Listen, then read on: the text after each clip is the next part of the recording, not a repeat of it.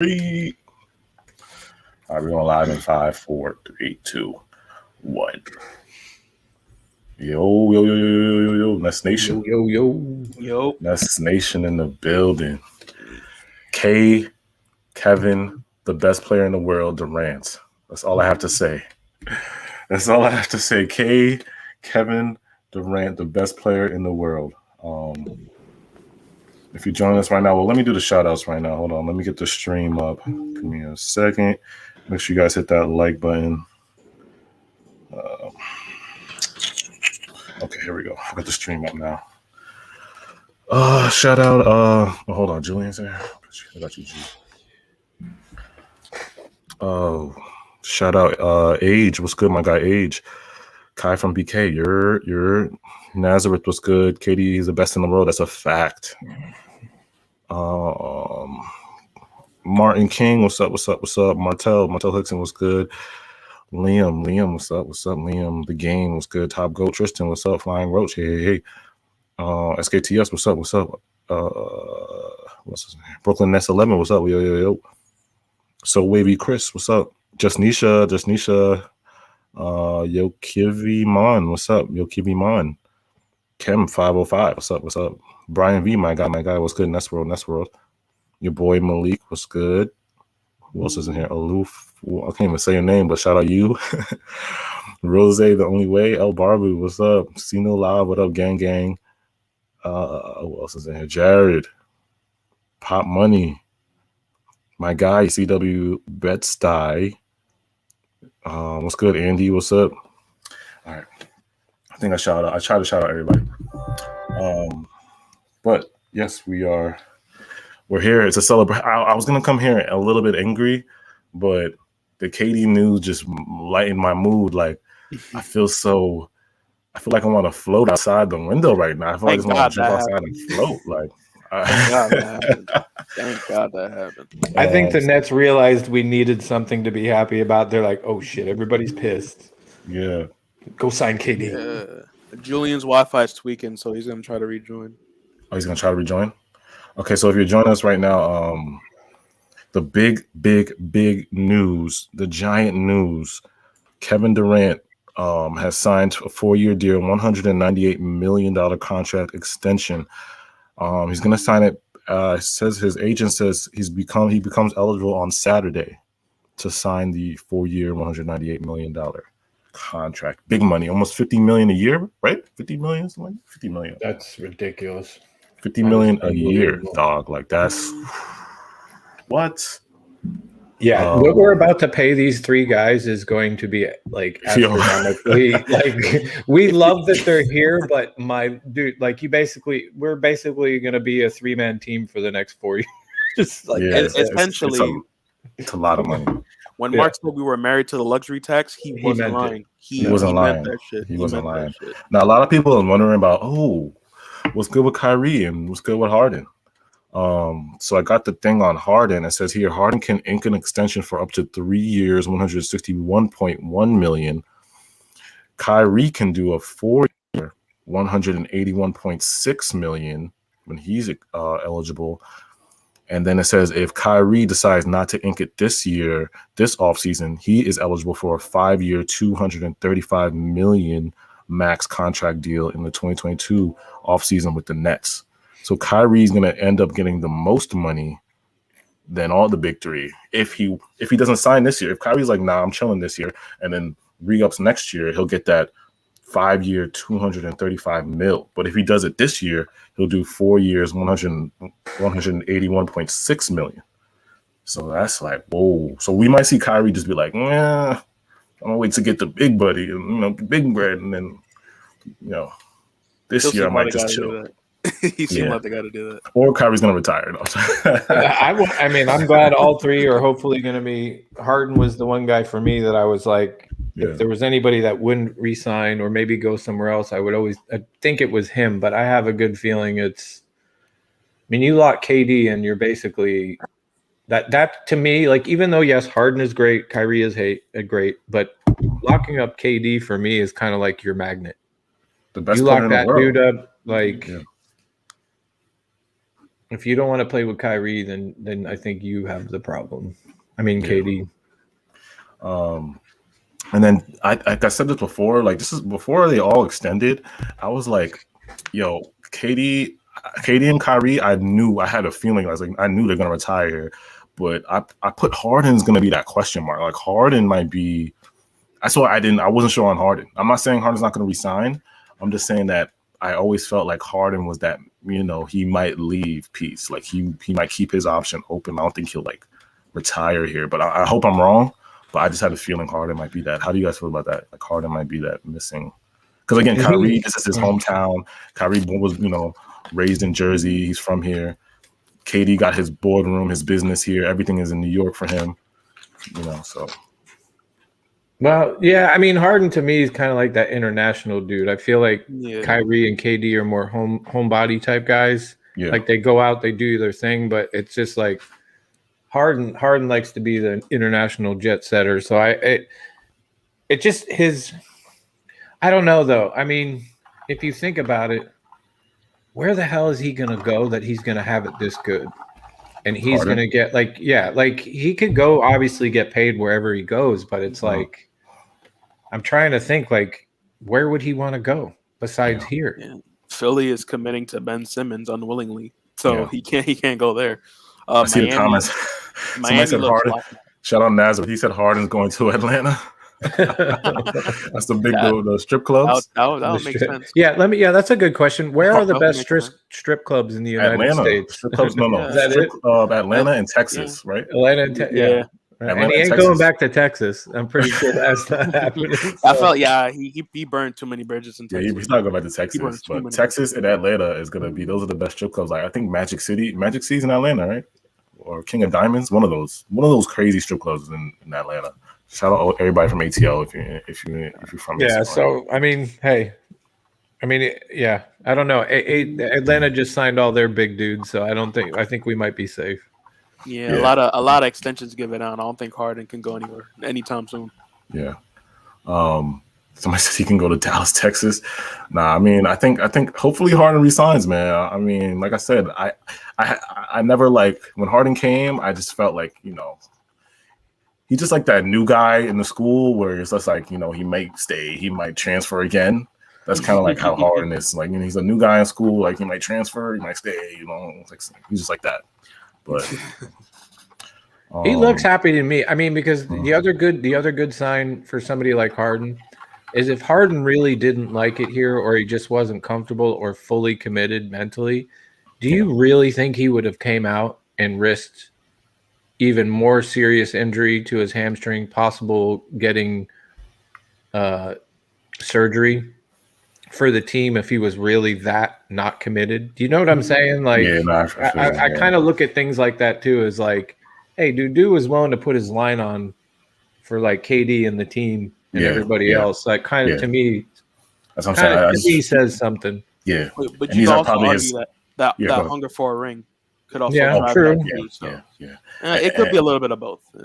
He said he made a good point. He did sign a deal with Saks Fifth Avenue, which is like a really New York-based clothing store, like the mall, or whatever.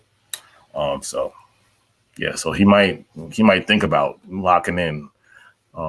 You can't go wrong for fashion in New York. So Harden's a fashionista. Yeah, exactly. His fashion is right there with New York. Yeah, Paris, a little baby with his baggy clothes, with his oversized clothes. But okay, so the next news. But big up to KD, what I'm saying, my favorite. I've been watching KD since, like I said, he's been my basketball inspiration and for so long. So everybody knows, like, I'm vice president of KD Nation. Round of applause for Kevin Durant. Round of applause. Clapping emojis for KD, but KD's watching. Hopefully KD's watching right now. Clapping emojis for KD. No, he's not watching. He's getting ready for the gold medal game. Yeah. Somebody said, let me read some comments. Somebody said Harden has lob threats to Brooklyn. He has lob threats in Brooklyn? Yeah, he does. With DJ and Claxton. Mohammed's question. Read Mohammed. He did one at you and me. I think it's worthy of a read. Mohammed said, so now that we locked up KD, assuming that we do well and rock and the Rockets do bad, these pick swaps are looking real good now. You think Sean Marks playing this, and hopefully we get those picks. Oh, that's a good point. Since KD was locked, now that KD has locked in the pick swaps, right? The Rockets have the pick swaps. So if the Rockets do bad, basically they don't get no. Yeah, we get to keep our pick. Yeah. So and that we know that's a guarantee. We know they're not going to do better than us, so we're pretty safe. But to answer Muhammad's question, I don't think Sean Marks planned it because you can't really plan KD's decision. He just probably like had a feeling. You know what I'm saying? All you can do is have a feeling and just go for it. You know, because he doesn't know if KD was going to stay. Like he doesn't. He's not KD, but he had to at least take that risk. Which I mean, we've seen Sean Marks take risks before. You know what I'm saying? He's I think that's a risk on both teams because if you think about it, like if you're the Rockets and you make that trade and you take that possibility of the swap, you know what you're giving them. You probably already know, like we're probably not going to see those picks, but we'll just do it in case somehow maybe it falls apart and everybody gets mad and disappears, and then oh hey great, then that suck again. Like but I think that's an accepted risk that they probably know that those are not going to pan out. Yeah, exactly. It's a risk because, you know, like I said, we've seen Sean Marks. We've seen him take a risk on Karras. Everybody didn't believe in that. You know, nobody believed in Jared Allen. See him do that. You know what I'm saying? Nobody believed in Dinwiddie. Nobody believed in Dinwiddie or the D'Lo trade. Like, no, nobody believed in those guys, but he did. He took that risk. Dinwiddie went undrafted, I believe. Yeah. Did he or not? Or was it like I believe. Yeah, I think so. Yeah, pretty sure he went undrafted. So okay, my big thoughts on the big signing, DeAndre Bembry. Oh, I'm gonna have Saint pull up your okay. Which one do you want me to go at? Instagram or do we go into ranting now, or we just give like let me set it up. I'll set it up and then I'll let you guys go because I know Nest Nation is like has a big like it's like divided, you know. It's like he's good. It's divided. So do you want me to pull up which part do you want me to pull up? The video? Yeah, pull up the video. So we just signed DeAndre Bembry. He's a 6'5". They list him at guard/wing, which is so confusing. A small forward, but he's a guard. He's a guard. I think I'm pretty sure he's a guard. He's 6'5". He's 6'5", so that's a guard's body. That's James Harden's height. 6'4". Bruce Brown 6'4". He's a guard, but doesn't. He plays like just like Bruce Brown. He plays like a wing. Like he plays like slightly he's taller bigger, than himself. Right? Yeah, he's a little bit. He's an inch taller than Bruce, right? And then when I was watching film of him, let me pull up this. Yeah, when I was watching film of him, right, it's like, first of all, his 3-point percentage is terrible. His 3-point percentage is like 26% or something like that. 5 points. What was it? What do you average? 5 points, 3 rebounds. Like I said, his stats are not like you can't measure him off his stats. They're not mind blowing. You just gotta watch film. And like I said, he gets his buckets by cutting to the rim, slashing, be in that dunker spot right by the baseline. So, he catches the little dumps off, dunks, you know what I'm saying? He could drive to the rim, but when he's open on that 3, he doesn't like to take that 3. Like he won't risk it. He won't. If he's wide open, sometimes he'll shoot it, and sometimes he'll make it like once in a blue moon. But he prefers not to shoot, just like how Bruce Brown does. Remember, Bruce Brown got open at 3 sometimes, and he just goes like he looks for KD and then screens and does like a dribble handoff. He's like the same exact way. That's how DeAndre Bembry is. But defensively, he's great. Like you can't really come at him defensively because, like I said, he's not really a lockdown defender. But let me put the mic over here. I felt like I was watching like Bruce Brown in a lot of ways. Like there was very much a similar, very identical. Yeah. That's perfect. He's not a lockdown defender, but like he will steal. Like he will get in the passing lanes. He gets in the passing lanes. You know what I'm saying? So it's like he will bother some. He will rip at you. He averaged 1 steal per game, so it's like he's gonna get that steal. He's gonna play hard on defense. And if you can't score, you better play hard on defense. You know what I'm saying? He better. Yeah. The defense is his calling. So he's a defense first kind of guy, and then scoring later. But the problem that Nets Nation is really angry about, right, is because, first of all, Sean Marks has filled the roster with guards. So what the DeAndre Bembry told me was like, we're going all in with small ball. It's small ball now. It's all in. This is the last roster spot. There's no more roster. There's no more signings after this. It's 15 guys, and then there's two ways. So we're gonna see in the summer league who does Sean Marks put in that two way. Who is he gonna put in those two ways? You know what I'm saying? But there's no more roster spots. So it's like Sean Marks is going all in with this small ball because we've got so many guards who are bigs: Claxton, DeAndre Jordan, and Daron Sharp, right? And then James Johnson. So 4 big, and then Blake Griffin, probably those are our bigs or whatever, our wings, whatever you want to call it. But the problem that I have with Sean Marks signing this guy is like it's kind of repetitive with Bruce Brown, right? I'm not mad at the defense, but if we're gonna go all in on small ball, the point of small ball is you want to score more than your opponent, right? You want to outshoot, you want to be more quicker than your opponent. You want to space the floor. That's the point of small ball. But when you put Bruce Brown, DeAndre Bembry, you put all those guys in, you're not spacing the floor because they can't shoot. You know what I'm saying? So let's say you put Claxton, Bembry, Bruce Brown, you put all those guys together, they can't shoot. This doesn't space the floor. You know what I'm saying? It clogs up the middle because that's why I don't think DeAndre and Bruce Brown can play together because they both, you know what I'm saying? By the way, this right here was AJ's first reaction to DeAndre. That was a lot. That was a lot of reaction. That was my first reaction. Yeah. Yes. Yeah. No. Yeah. But to add to that, this is maybe an off topic. Actually, I'll let Chubbs like cook up here, and I'll just. But go ahead. The real quick thing though is the only thing I'm hoping that this leads to is no more Bruce at the 4. I mean, Harris at the 4, and Harris coming off the bench with somebody like Mills, because it's like it's even though I'm happy we don't have certain individuals on our team anymore coming off the bench, and I'm glad that this is defense. Again, the negative would be, well, where's the offense coming from him? The only hope that I have is that you see Patty Mills, you see Harris coming off the bench, and that's where part of your scoring is going to come, whether one of the big threes in, it's different. That's my only hope, that to me that it's like, okay, if you're going main defense, still need dudes to come up to score, off the bench to score. And you got rid of them. So that's Patty Mills takes one of it. And I have to believe that Harris takes the other spot. Yeah, because he has to come. Like this is what I was saying before, because like Nets Nation is so mad at Joe Harris, but we're going to actually need Joe Harris this year because a lot of our bench cannot shoot. A lot of the bench cannot shoot. So we actually need Joe Harris as a floor spacer. You know what I'm saying? Because you think about the bench, who can shoot off the bench? Patty and Javon Carter, and then everybody else really can't shoot that. You know what I'm saying? Everybody else can. James Johnson's not a shooter.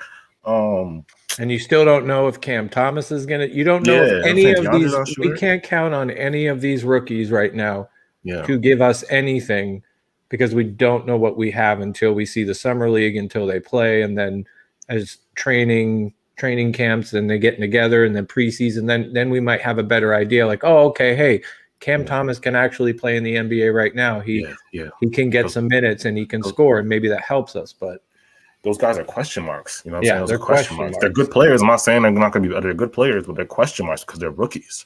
Like I was saying, so like the difference between like last year that I saw with the bench and this year is like last year we did Tyler Johnson. We had shooters coming off that bench. Like when you seen Tyler Johnson and Landry get in the game, like with one of the big three, like they were hitting those shots. They're knockdown shooters. Tyler Johnson was like 40% last year. You know what I'm saying?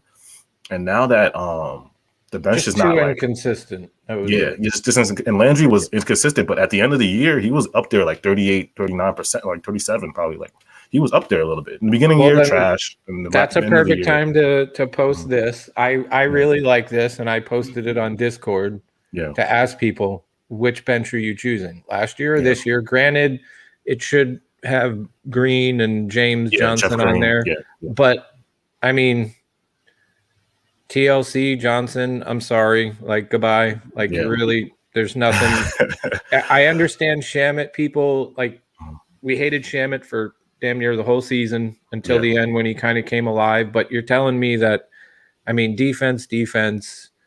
Javon Carter's like a mix of defense, and he can shoot. He can score. He's not a scrub like that way. He just the only two people that can really shoot off the bench is Javon and Patty. You know what I'm saying? And then if you add Harris to that, it doesn't look as bad. And quite honestly, if you add Harris as another bench guy with the James Johnson, I much rather have that bench than last year's bench, because at least this bench is diverse. You have a lot more to choose from than just last year where it's guard. Like, guard had TLC was TLC was kind of a small forward. He could play that. He was at that height, but he wasn't. I mean, obviously, and TLC and people think TLC in the beginning of the year he was shooting. He was shooting like he was up there in the 3-point percentage. His 3-point percentage was good. It's just that after year he just turned into trash. After his injury, with that baddie on the islands, he just Remember he had 27 off the bench in the Lakers. Was it the 26 or 25 points off the bench?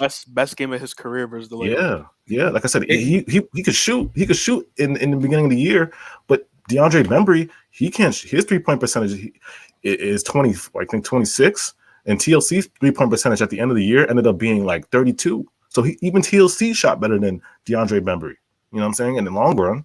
So that's what kind of worries me, you know? Yeah. I mean, but again, you have to, if you did what you did with last year's bench, you're telling me we're not going to do any better with what I mean, if you agree this year's bench is slightly better than last year's, I can't imagine it will be terrible. But anyway, I'll shut up. I think Chubbs has a lot. I could just see it on his face. Look at him. He's rubbing his eyes. There's some shit that he didn't even want to do his hair today. It's like the double screen. Your share screen. Double dose. You're getting a double dose. Here, I'll just stop sharing. But there's some shit that, or you can pull up the picture with the benches again. I think that'll just. Oh yeah. I'll pull it. Okay, I'll pull it. I got you. You got it. You can pull it up. I'll pull it up. I don't care. All right, go ahead. Hold on. Let me read some comments though. Somebody said Paul Millsap would be good.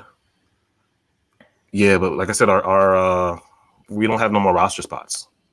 No more roster spots. This is it, guys. Well, unless Sean Marks waves somebody in the next couple days, you know. Somebody said Sean Marks is sleeping. Sign a 3-and-D and then send Joe to bench. Yeah, like I said, guys, we can't. This is it. This is the when he signed this deal. This was the last roster spot. Like I'm trying to tell y'all, the last roster spot. We only can have two-ways. The two-ways are probably going to go to maybe Kessler. That's what I'm assuming. This it could be to go to Kessler or somebody later down the line if he finds somebody like another center or wing in the G League. You know how Sean Marks does. He always brings up like a random guy. It'll be like some random signing in the middle of the, like what he did with Iman Shumpert, what he did with Roberson, bringing Mike James in, him, one of those two. He'll probably save that two-way for somebody, But I think one of them might go to Kessler Edwards. If Kessler like shows out in the summer league, Kessler has to show out. Or it could go to Reggie. What if Reggie shows out? Go to Reggie.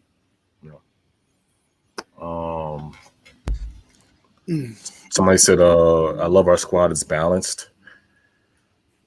Raptors fans here. Bembry is good, very, very good on the ball defender and a good passer of the move. But yeah, he struggles from three.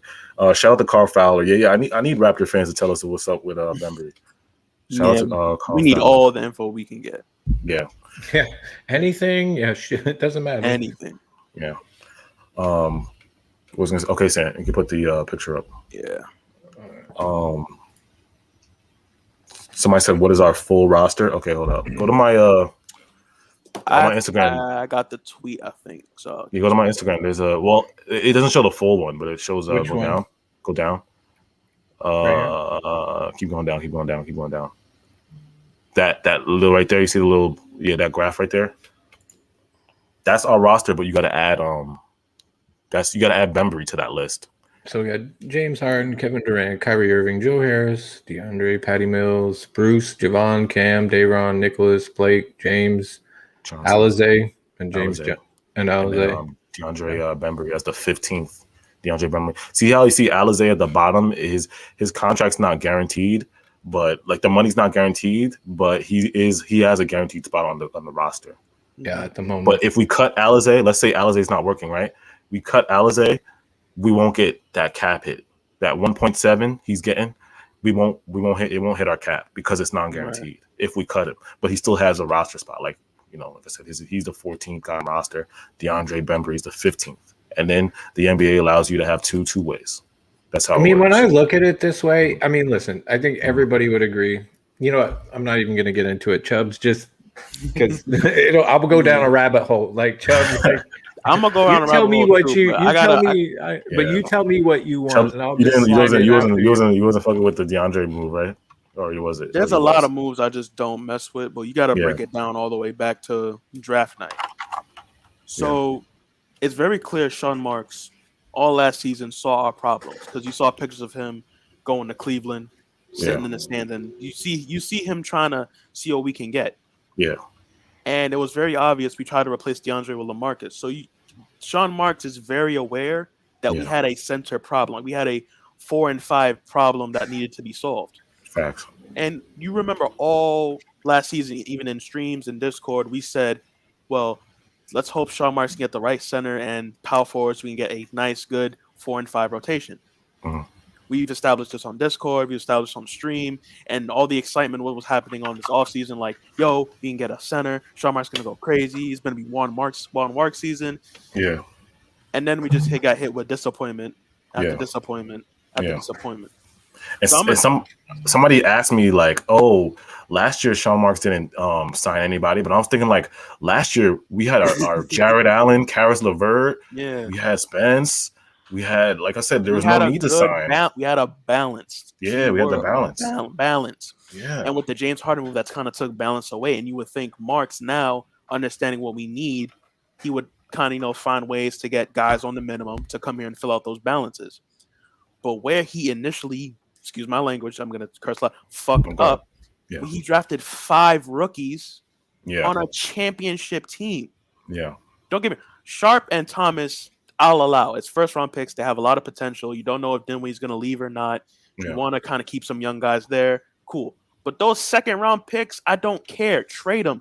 You were initially going to trade DJ and dump him. Literally just attach 2 of those. Trade DJ to Thunder. Who? The Kings. They looking to end careers there. Dump DJ. Yeah. But and that tweet that came out saying, "Oh, we love DeAndre." I'm gonna be like, that's bullshit, and that's just face value to cover up. We can't get rid of this motherfucker. We can't get rid of him. Yeah, just nobody wanted him. That's just a cover up saying, "Oh, all that," because we can't get rid of him. Just no one wants him. And I kind of disagree with the fact that no one wants him, but I just feel like the Nets can't trade him. I feel like because OKC, we literally just saw OKC took Kemba Walker, a crazy contract of Kemba Walker. OKC was taking everybody. You telling me OKC wouldn't take Keandre in 2 picks? They would take that. They would take that. They bought out Kemba Walker. I don't know. I just feel like DJ is protected. That's why they put that statement out. He's protected. He's protected. Yeah, I don't know. If he's protected, I don't understand why a tweet came out when we got LaMarcus. We were transitioning away from DJ. And then pre-draft night, there was reports we were trying to trade away DJ. Right. So, that's why that tweet that we're protecting him is confusing. Yeah. So as we progress to draft night, we spend all 3 picks. We don't try to trade one to move up or trade with a player that we don't need to move up. Now progress to free agency. We have Javon Carter, which initially in speculation, not much of us thought he was going to be on the team. We thought he was going to be traded for another asset in free agency. 1 day passes. Half the free agents on our list is gone. No moves from Marks whatsoever. First 2 days, it was done. Would we admit though that free agency was this to me has been the quickest free agency? Like I had never seen that many people. It moved at a pace. At pace, yeah. So no moves from the Nets have came out at all. You see, who was first day? You see the Lakers take everyone on minimums. And we're just sitting over here not getting anyone, and it makes you think, what the hell is Marks doing? So you see Kent Bazemore go, Melo go, Malik Monk go, Kendrick Nunn go. Yeah. Then we left Jeff Green walk. Yeah. So it's like what's going through Mark's head? And to add that, Jeff Green, he left for the same like maybe we like could have offered him that. Yeah, we're paying Patty Mills more than all Jeff Green wanted was money, right? Remember Patty Jeff Green was saying, "I love Brooklyn." Jeff Green's, "I love Brooklyn. I love Brooklyn. I just want to get paid. I'm tired of vet minimums. We had, yeah, we pay Patty more. Y'all making than me Jeff. smoke on stream. I'm sorry. We paid Patty more than Jeff. Jeff left. Yeah. Jeff is getting paid less than Patty. Who would we rather have? It's not by a lot. I'm starting It's not to by get a lot, stressed. but it's like still $2 million. But you could have signed Jeff and got him back. Yeah, we knew Blake could have taken a vet minimum because he's getting a boatload of money from Detroit. Yeah. So just use that MLE, like use some of it with Jeff, give him a quick deal. You know, he wants a place to stay long term, not this 1 year. I'm gonna go travel the world like they people joking in Discord. He's traveling the world. Yeah. But you let him walk for something you could have just offered him. Yeah. So now, as we progress, you sign Bruce, you sign Blake. Great. Yeah. What about filling our needs? What about what you said earlier before free agency started? We're gonna go for defense and rebounding and depth and size. Yeah. So now for those past 3 days, it's kind of looking like you kind of told a bold-faced lie to the fans, which you know that's not true, but it's very obvious something happened and there's no transparency and there's just nothing happening. And it's like you're not even trying to get people and fix our needs. Yeah. Hold on. Let me read this super chat. Thank you for the super chat, Brian V. He said, if I was Marks, I would buy out DJ to sign LaMarcus Aldridge, waive Carter, and sign Avery Bradley, move Alizé to a two-way spot, and sign Paul Millsap. Oof. Brian V, that's a lot. That's a lot. I don't know if Marks is going to do that in the next couple. Like I said, Paul Millsap is already looking at Phoenix. Phoenix is already, I think Phoenix, he's looking at a lot of teams still. A lot of teams want Paul Millsap right now. So he's going to have to do that in a short span of time. And I don't know, like I said, DJ is protected right now. So we just got to, as Nets fans, I know everybody is tough. I get DMs every day. Trade DJ, we do this. Trade DJ, we do that. Trade DJ, we do that. By now, we know that DJ's protected. If DJ wasn't protected, he would have been gone by the draft. And just to give you guys a little, some people know this, some people don't. I'm still trying to find out if it's still 100% still in effect. But LaMarcus Aldridge, before we don't even know if he'll come here. I have a very good feeling he will. I feel like he has unfinished business. He widely said how much he loved it. But I think because he did medically retire, he's got to be cleared by everybody and their mom, right? You got all that to jump through. And then the old rule, and I don't know if it still stands, is that I believe all 30 teams owners have to give the thumbs up and say, yes, he can come back into the league. And we all know there's some suspect owners out there for whatever reason. We don't, and I can claim all kinds of things that they are, and you just use your imagination. Some owners would hate and be like, "Yo, you're not allowed to." You don't know. So there are a lot of hurdles for LaMarcus Aldridge to come back. If he passes all of those, I'm okay then with allowing him to. I'm okay with him allowing to come back, because I think if he has to jump through all those hurdles, and I'm sure every doctor in the planet's going to look at him, talk to him, give him the positives and the negatives. And if that's the case, then maybe we do see LMA back in, and that would be great. That would be a great, and then we still do have some assets to shore up other holes that I'm sure will get exposed eventually when the season starts. Yeah. But to continue what I was saying, during free agency, you see around the league is getting better. And when I mean better, like literally every team is making their own bootleg big three, like the Bulls, the Heat, the Lakers. Like the Celtics might get Dennis Schroeder. Yeah, that worries me too. Like the league is getting better in terms of star power on our conference and role players, and we're just sitting here twiddling our thumbs, acting like everything's okay, and not going for what we actually need. Yeah. And Mark's doing that, and actually giving the impression that he has faith in these 5 rookies he drafted for a championship team. That is incredibly arrogant and ignorant, and honestly, you're setting your team up for failure if this shit doesn't go well. Yeah. He gave too many mixed messages on top of that, like what you're just saying. 1 second he would come out say, "Oh, I'm ready to let's do this, let's go get it, let's get all this," and then he would come out and say, "Well, I don't really want to mess with the team that much."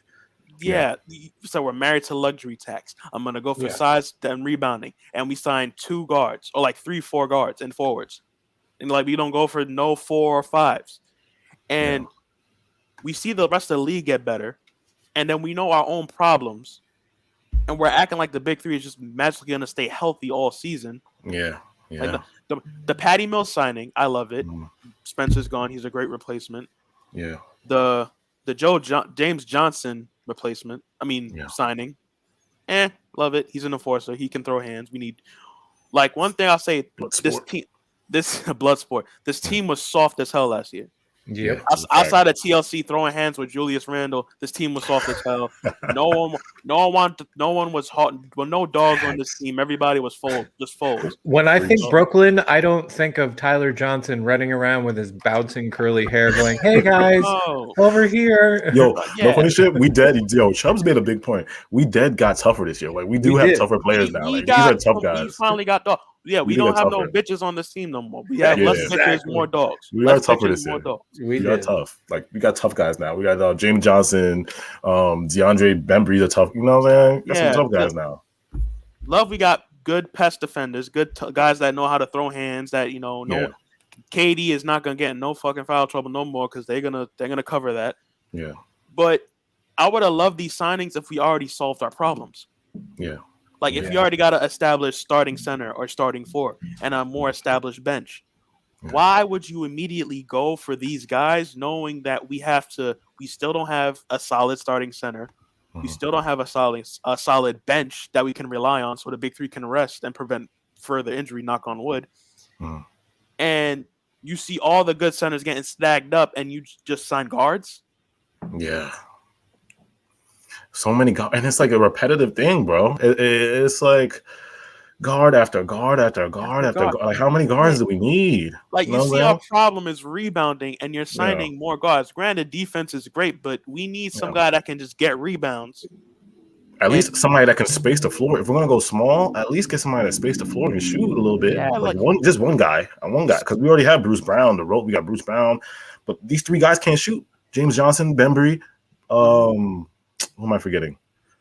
James Johnson, Bembry, Bruce's struggles. You know what I'm saying? Like, so you see the Lakers get all the shooters, literally every single shooter, all the shooters you can imagine. They just find them and sign them to vet minimums. A whole 23-year-old is signing a veteran minimum. Like, what? Where I have not, bro. What? Only the Lakers can do that. Only LeBron can do that. Only LeBron can do that. Yeah. And we're stuck here with 5 rookies, 1 decent signing in Patty Mills, and 1 like kind of trash but good defensive guard, and a literal glorified NBA version of Conor McGregor. that's really what we have. That's all we had. That's all the moves we did so far. And what would you classify? Shamet, Tyler Johnson, and TLC. Like, was that like Backstreet Boys shit or what? Then, like, I mean, because either way, it ain't get like. I'd rather take. But the thing is, that's what I'm worried about, bro. Because the thing about last year's bench, they blended. The reason why they slightly blended so well and were able to carry us through the year is because, like, we just needed 1 star out there, and it was basically knockdown shooters. You know what I'm saying? Jeff Green, knockdown 3. Tyler Johnson, knockdown 3. Shamet, sometimes he'll knock down the 3. You know what I'm saying? So it's like those guys were shooting. Outside of like Jeff Green, I mean, I think Jeff Green was consistent more than Shamet, more than Tyler Johnson and TLC, obviously. Yeah. So for me, losing Jeff is the biggest hurt. And I mean, you guys have already said it. That to me is kind of a head scratcher. I have no idea why you couldn't have, especially when you look at the rest of the moves and what you didn't address. There's no reason you should have let. Because if you had let if they had signed Jeff Green and even got this James Johnson guy, we'd have been straight at the 4. I'd have 0 problems. Mm-hmm. 0 problems. I'm still not worried about the 4 as much as I am more, obviously, the 5. But, I mean, are you – wait, let me ask you this. Can this bench – let's say we go into the season, right? Kyrie hurt something and he's out for a couple of games. And it's Harden and KD. let's say, and then can this bench kind of like help carry the load of, or let's say, okay, Kyrie's out with injury, and let's say they're resting KD for a back-to-back.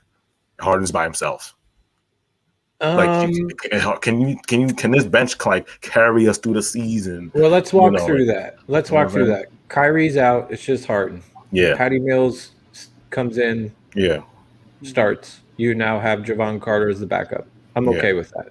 That's fine with me. That works well with Harden. Yeah. KD sits down, and it's just Harden. Then you got to have Harris step up. Yeah. And does Harris start again?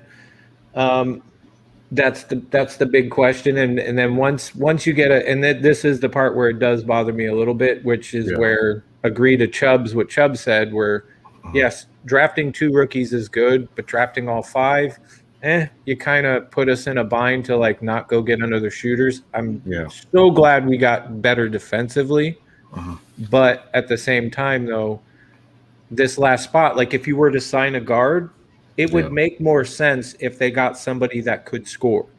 Yeah. At this standpoint, because even with this, without this, DeAndre, or do both. A guard that can do both, play defense and score.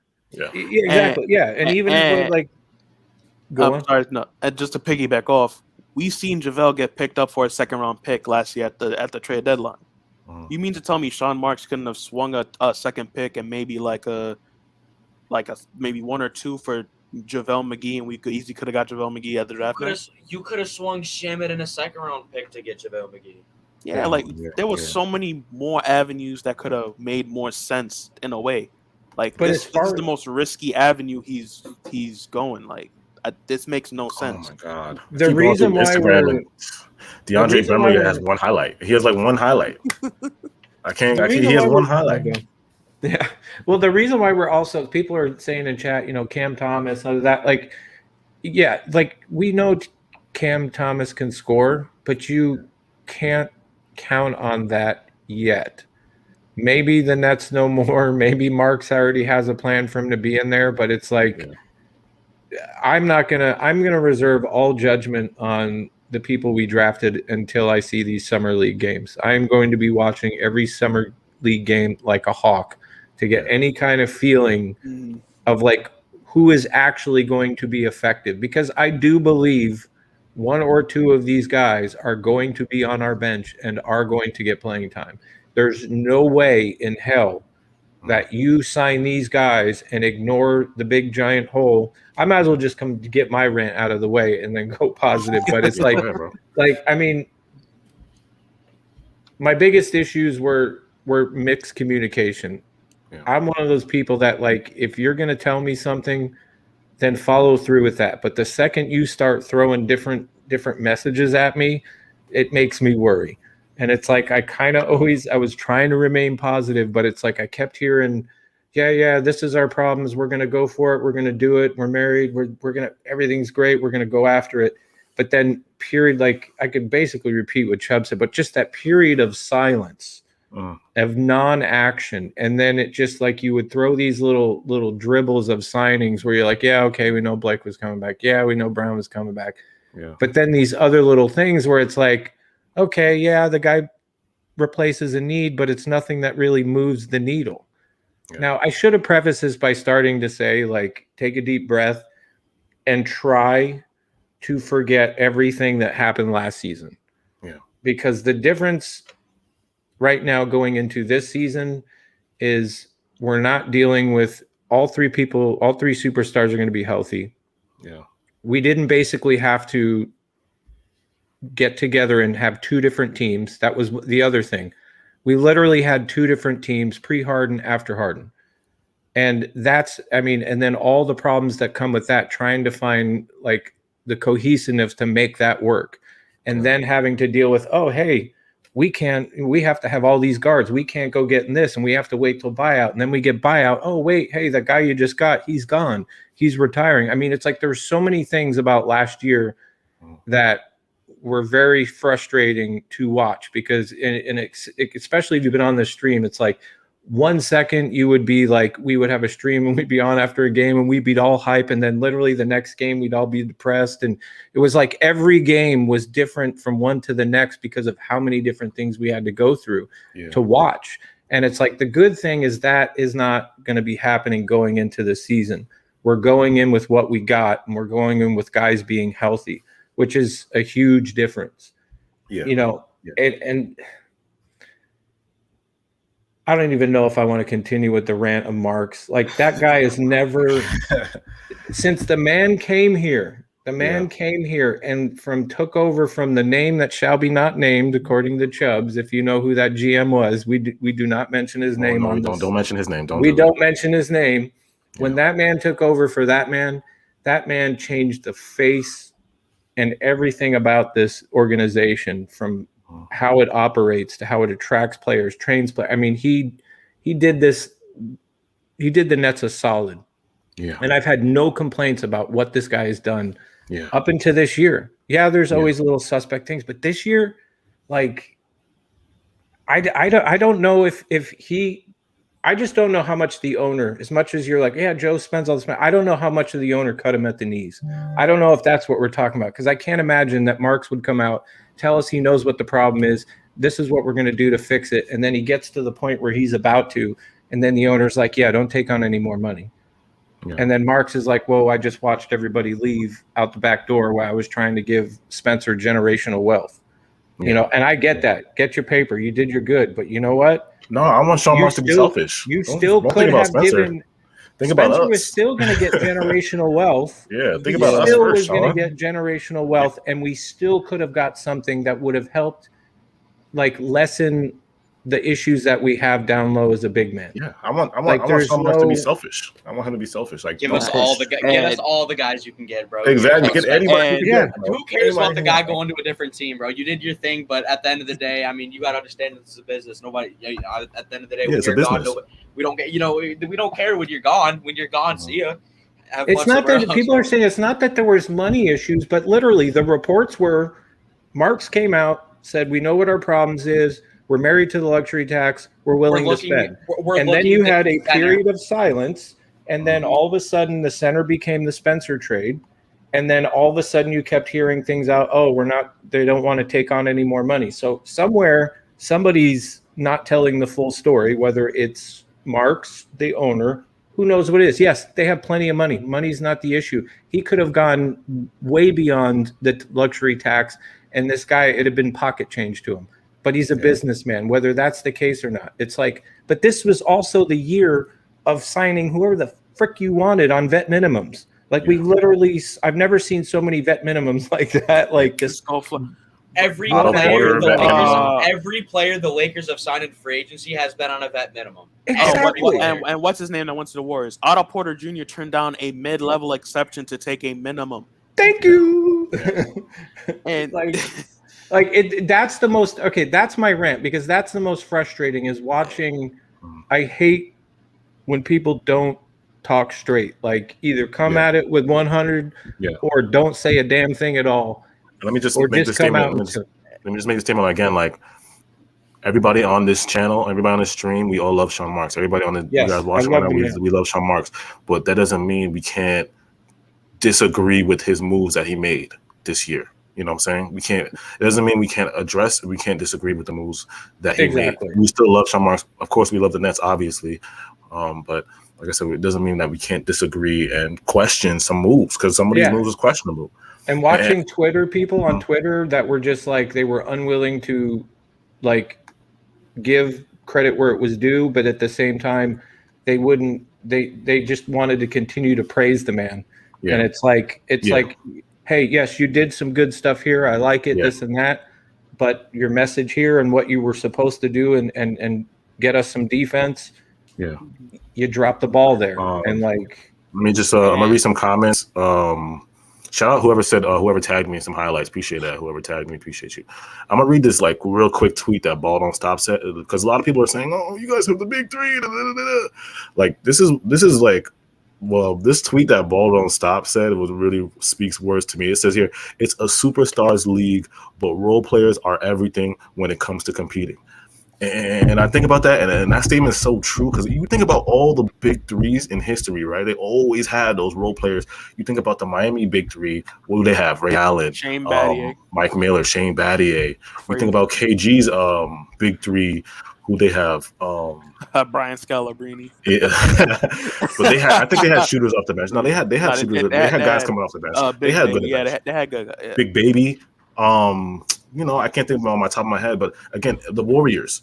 Iggy, who else coming off the bench? Livingston. You know what I'm saying? With the broken ass post fade. Yes, we have the big three, but role players are important, bro. Role players might be the most important in having a big three. You know what I'm saying? So you can't. The Lakers had Dwight Howard coming off the bench. You know what I'm saying? Rondo for them last year. Role play, like I said, role players are important. You know what I'm saying? And nobody's saying. Oh, I'm sorry. Go on. To piggyback off AJ, Marks could have easily attracted free agents if he genuinely took most of his priorities off this Spencer Dinwiddie sign and trade to supposedly treat him right. If Sean Marks put enough effort to actually sign people or actually push for people, like as he did Spencer Dinwiddie sign and trade, we actually might would have gotten some people here. Yeah. And to say, well, they chose there, years before when Marks actually built up the team to make it approachable by superstars, guess what? We got Kyrie Irving and Kevin Durant. Thank you. And then proceeded to get James Harden.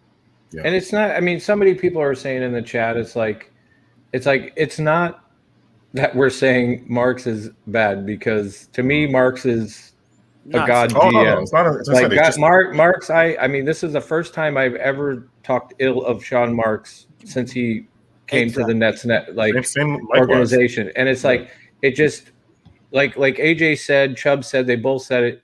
We knew what the problem is. We knew what our weakness was. And you said you were going to address it and you didn't. And it's a glaring hole. And now we're about to go into the season with DeAndre Jordan, which I doubt there's one person here that says, damn, I can't wait to see DeAndre Jordan start. And I think Nets Nation, because from looking at people's opinions on Twitter, Instagram, Discord, just hear some people are half and half on Claxton taking over the starting position. I mean, I think he's our starter. He is our starter, and he should, considering that we didn't address it. But so that's where I feel like you can say something for whatever the reason, whether it was money or whatever the reason that didn't get addressed. It's still an issue, and you can't sit here and just go, it's all good. No, we're good. Sean Marks is the greatest. He did nothing wrong. Like I said, he chose a wrong path. With me, I just wanted him to be transparent. You know what I'm saying? Because he told us in the press conference, just be transparent with us. He told us in the press conference, oh no, I'm not afraid to spend. Oh, I want to address defense. I want to get. He literally said it. The quote was, I want to get address big man depth and defense and rebounding. You know what I'm saying? And then I just see in the pattern, I'm looking at the guard. I'm like, He got everything but a center. The thing that we didn't prioritize, yes, we upgraded on our perimeter defense. We have better defense, but our biggest issue throughout the whole season is still right in front of us and has not been solved. You signed Bembry, you signed James Johnson, you signed Patty Mills, you re-signed Bruce Brown, you let Jeff walk. What are you doing to improve interior-wise? Yeah, again, I get it. You upgrade on your perimeter defense, but every guy that we signed beside Patty Mills can't shoot the ball consistently, and we knew that. But I still don't understand what's the point? Our interior defense is still not good. Like I said, it's still not. We don't have an interior defender on this team. There's not a guy you're like, this is the guy I want playing in the paint. Again, people keep bringing up the rookies. We drafted a guy in the first round. Yes, we drafted a full squad, a point guard, shooting guard, small forward, power forward. The full team. But you cannot, at this moment, we've seen it a million times. It doesn't happen. We've seen guys that have gone first round all the way up to one that have come in and been trash starting right away.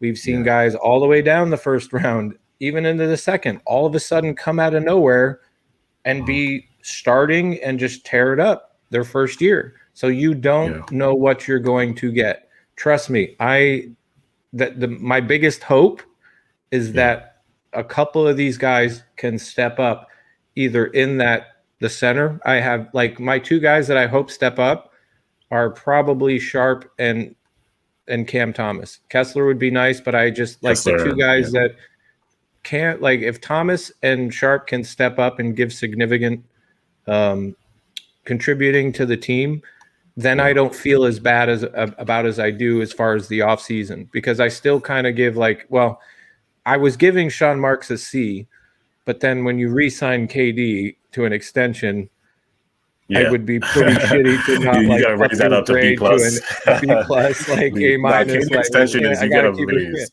Yeah, you gotta raise. I don't want to shit on him.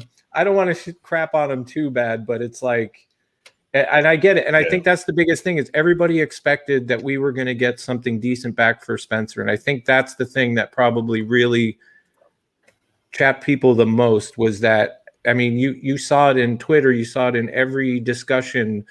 On every social media, people were speculating, who are we going to get? Oh, maybe it's going to be turned into a 7-8 team trade and we're going to get Clint Capella, or maybe we'll get Miles Turner, or maybe that was a fucking lie. Like, but even Kyle Kuzma, like when Kyle Kuzma was first floated, a few of us are like, yeah, I'll take Kuzma. Dude can play D, can play the 4, he can play the 3. Like he still can score, and everybody's like, "No, Kuzma's trash." And like, what's funny is now you see those very same people going, "Yeah, I would have taken Kuzma." You know, it's like the same people, the same people on that. That's how down bad we are. Yeah, like people, it turned into a whole conspiracy. Like we were gonna get like fucking Miles Turner in this 8-team deal. Like that's exactly. Like, and the crazy part is, it was legit. Like reporters saying this. Legit Nets reporters, like, legit Nets reporters are like, exactly. Every fan, every reporter, news network, like everybody was thinking, oh, we're going to get something solid. And this is why Sean Marks didn't go crazy in the offseason. Like he got the little pieces we need. And this is where he's going to come through like Sean Marks has in the past. And then when that news broke and it was like, a couple picks and a trade exemption, like people lost their minds. And you know, rightfully so in some ways, but I also think we did it to ourselves with expectations. It's like we kind of did it. We were taking what Marks has said, and it helped give us an expectation. And in the end, it just didn't meet up, and people couldn't handle it. And but now I want to switch to positives. Yeah, let me read the comments. I'll be back. I'll read a whole bunch of comments because I know we've been talking for a minute. I'm gonna show some love to the people in the comments. Millie TV said you can get a star at every position. That's a fact. But there were role players out there that we could have got, you know what I'm saying? Not stars, but I'm saying ones that could contribute ASAP. That's what we wanted. Age, heard Kuz and K Love. No, Kuz, there's no more Kuz talk, but K Love, he has to get bought out, but I doubt you. I don't know. I think that they said the Cavs were saying that they're gonna go all in with K Love. Is Marcus Smart out there? No, he's not. Shout out Sherm City. Lenny Beeson said Kuz is a good player, still growing. Yeah. Katukuri Lee said we were soft as hell last year. Yeah, exactly. Like I said, we did get tougher. The good thing about this year is we're better, and we have tough guys now. We got, like, you know what I'm saying? We got tough guys. Tougher. We're, you know what I'm saying? Maybe those guys are a little bit more mentally strong than Tyler and Landry and all them. Actually, no, I know they are, because I know Patty's definitely more clutch, more and James Johnson, and those guys are tough. So I know those guys are tough.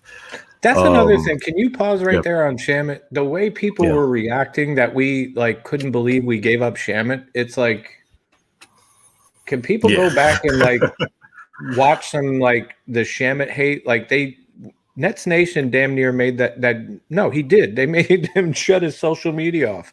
It was so bad. They were acting. And now like people Shamet are like, "Oh my god, we lost Shamet, the sixth man." Shamet was averaging like 12 points off the bench. He was going crazy. The second coming of MJ is gone. Like, I can't believe it. The second coming, like Michael Jordan. Michael Jordan, Shamet lost their minds. Yeah. Shamet wasn't that like I said. Javon Carter. It's debatable saying Javon Carter better than Shamet. He may not, but it got us a first round pick. I'll take that. Yeah, it got us a pick, and it got it led to other things. Sharp.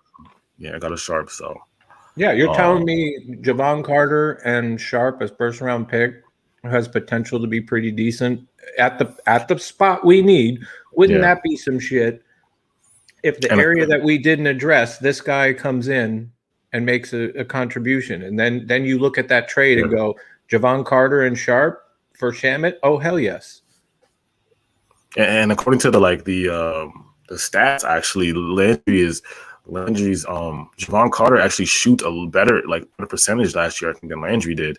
And his defensive rating is better. So he's a better defender than Landry, technically, according to the numbers and stuff like that. So I sure CWE, I sure hope Sharp balls. I sure do. Yeah. I said, how did our bench get worse when they had 0 points in game 7? Well, we can't answer that question because Steve Nash didn't play our bench. So what do you mean? Of course they didn't. Of course they have 0 points because they didn't play. The bench didn't play. It was Steve Nash literally started the starting 5 for 48 minutes. Yeah. You know what I'm saying? The only guy that got in was probably Shamet for 1 minute. And then could you imagine what the huddle has been like during those games? Yeah, guys, you're not getting any help. You're pretty much playing the whole game. Yeah, so it's of course the bench had 0 points because they didn't play. Nobody played in game 7. J Money said, I really love our picks in the draft. We got size, scoring, and defense. Yeah, like I said, we're not mad at the picks. We just want role players that could contribute now. Now, if these rookies end up being young stars, and go crazy, then we're just gonna have to bow down to Sean Marks, a genius again, and say sorry. We'll have to say sorry, Sean Marks, for doubting you. Exactly. I mean, because if you, what is it? I think the number is 400 to 500 million, where it's look at the dudes that he drafted, and I'm pretty sure, and I remember this, if you were a Nets fan prior to the Big Three, when Marks did draft those individuals on the team, he brought Dinwiddie and got LeVert and he got all these guys. There were a lot of people going, oh man, this guy was available. This guy should have been there were people that were even unhappy then with those picks. And I think equivalent, they're all making, when you add them all up, they're all making somewhere 400 to 500 million combined. So it's crazy. He does know what he's doing to some degree. Yeah, that's what I'm saying. Even though he failed us. We have to trust him. We might have to eat our words. His picks, like I said, we might have to eat our words because his picks have done well. You know what I'm saying? So, that's Kuruks and Musa, of course. Yeah. Those guys was trash. Those guys, we kind of hyped those guys. I think those were very low second round picks, weren't they? They were at the bottom. About to come in and shoot. And it was not we was like Kuruks, Rodney Cruz going to come in and shoot, and it was just nope. Let me read some more comments. J Dak said we could still get Boogie. Like I said, the roster there's no more roster spots unless we waive somebody. That's the only way we can sign somebody. There's 15 guys on the team right now. 15, y'all. The NBA only allows 15 and 2 two-ways. So 15 altogether. I think that's the most you can do is 17. Yeah, so if anybody comes, though, it's going to have to be somebody like Alize. And it would somebody's gonna have to get waived. So any guys, whenever y'all put in the comments who y'all want to get, y'all gotta say who we're gonna waive. You know what I'm saying? You'll tell me first who we're gonna waive, and then say who you want to get. Tell me first who you're gonna waive, and then tell me who you want to get. How long do we have to wait till? Because obviously he signed Cam Thomas right away. He signed Day'Ron Sharp. 2 rookies are guaranteed. So those 2 rookies are guaranteed, so they're on the roster. How long do we have to wait till he signs the rest of the 3? Can he wait till the end of the summer league? Yeah. Oh, the guys that we just drafted. I think KD Saturday, Kyrie probably a little bit. No. I'm talking about the other 3 rookies that we drafted. They haven't essentially signed contracts yet. Like I said, so my question is different. Yeah. This is my speculation question. Yeah. Can he let them play the summer league and then, if he likes what he sees, decides which way contract to sign him to? Oh, yeah, you can do that. Like I said, let's say Kessler, crazy, he can put Kessler on a 2-way. Yeah. Or he'll say Raekwon or whatever, Marcus Zaga, he goes crazy. He can put one of them on a 2-way. Yeah, he can go put on. Yeah. But, if they don't make the team, they're going to the G League. You know what I'm saying? They're not on the, first round's guaranteed contracts. Second round, it's G League or they have to decide if you're going to be on the team. You know what I'm saying? They'll decide. The ownership will decide. But like I said, if they don't make the team, they're going to the G League. They're going to be in the Long Island Nets. Somebody said once our first summer league game is on. I put up the schedule. Sunday, I think. Monday. No, I think it's Monday. I'm pretty sure it's Monday. I put up the schedule somewhere. I don't know. Check my Twitter if you on my Twitter I put the schedule up. I can look for it. Somebody said do not waive Alizé. Shout out Nash Van.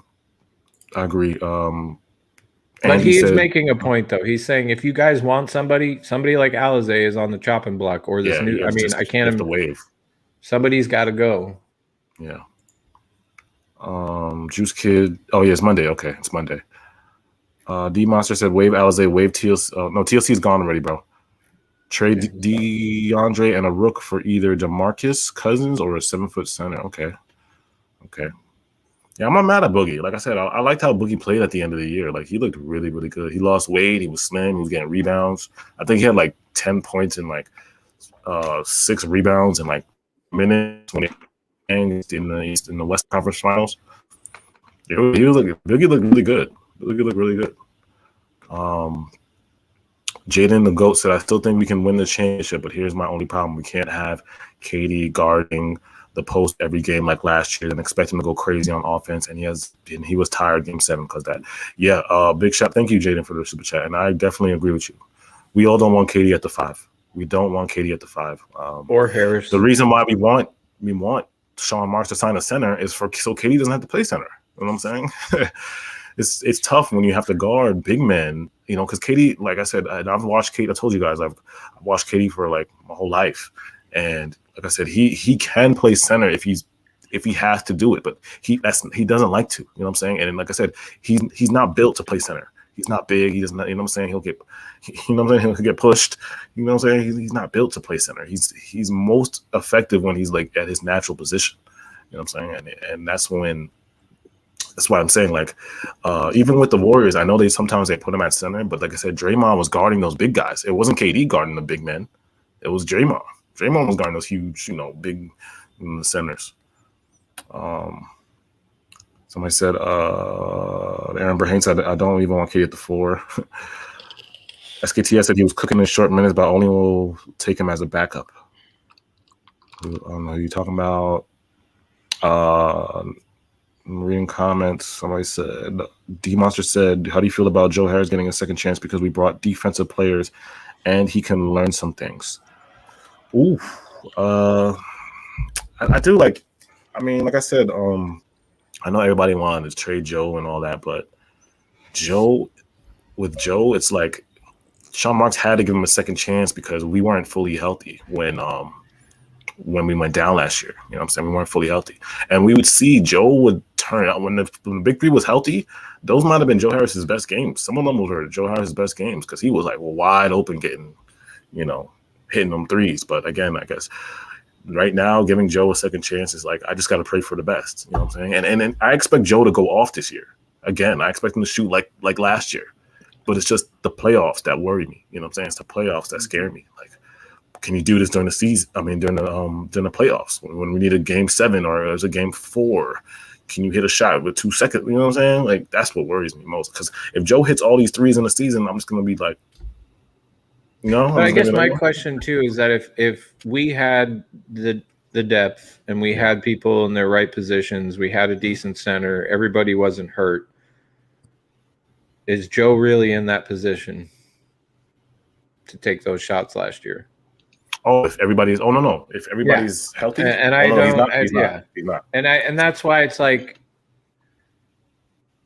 my thought is like if you look at the positives of Joe, it's like the dude was the most durable guy last year. When he wasn't asked to be playing the 4 in those other positions, he was giving us buckets. And he was making that, because like you said, when shit was healthy and they mainly KD and Kyrie were running and the score was going up, and then all of a sudden you threw Joe Harris in there off the bench, like that was the best thing ever. Game 2, remember when we was up by 50 or whatever it was, 49? And then he came in and like just boom, started hitting. It was like that's how he needs to be used. It doesn't like. If he gets to be used that way and played and they don't make him a starter and they have him come off the bench and just start putting up threes that way, I think it bodes well better for him in the pressure opposed to saying, hey, go play power forward and get ready to take the best clutch shots of your life. You know, like somebody said, what do you think of KD's extension? I love it. You know what I'm saying? Like I said, it just makes me that I was a little bit down today because of the whole Bembry signing because I wasn't sure about it. But once I saw that Woj tweet, once I got that Woj alert, oh my God, I was like, where's my KDs? I was like, like that extension, boy, like it just gives me hope. Like, you know what I'm saying? It proves to me like he wants to win here. Like he wants to build the dynasty here, build that dynasty here, and he wants to do it. You know what I'm saying? It's just amazing. I felt, like I said, I wanted to float up in the air today and just fly over Brooklyn Bridge. I wanted to fly over Brooklyn Bridge today. That's what I wanted to do. How'd you feel about that, Chelsea? How'd you feel about KD? But that made me less angry during my rant.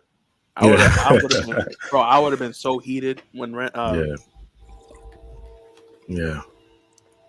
Somebody said you guys are off your heads. Joe led the league in 3-point percentage. He isn't a second scoring option when Harden and Kyrie are injured.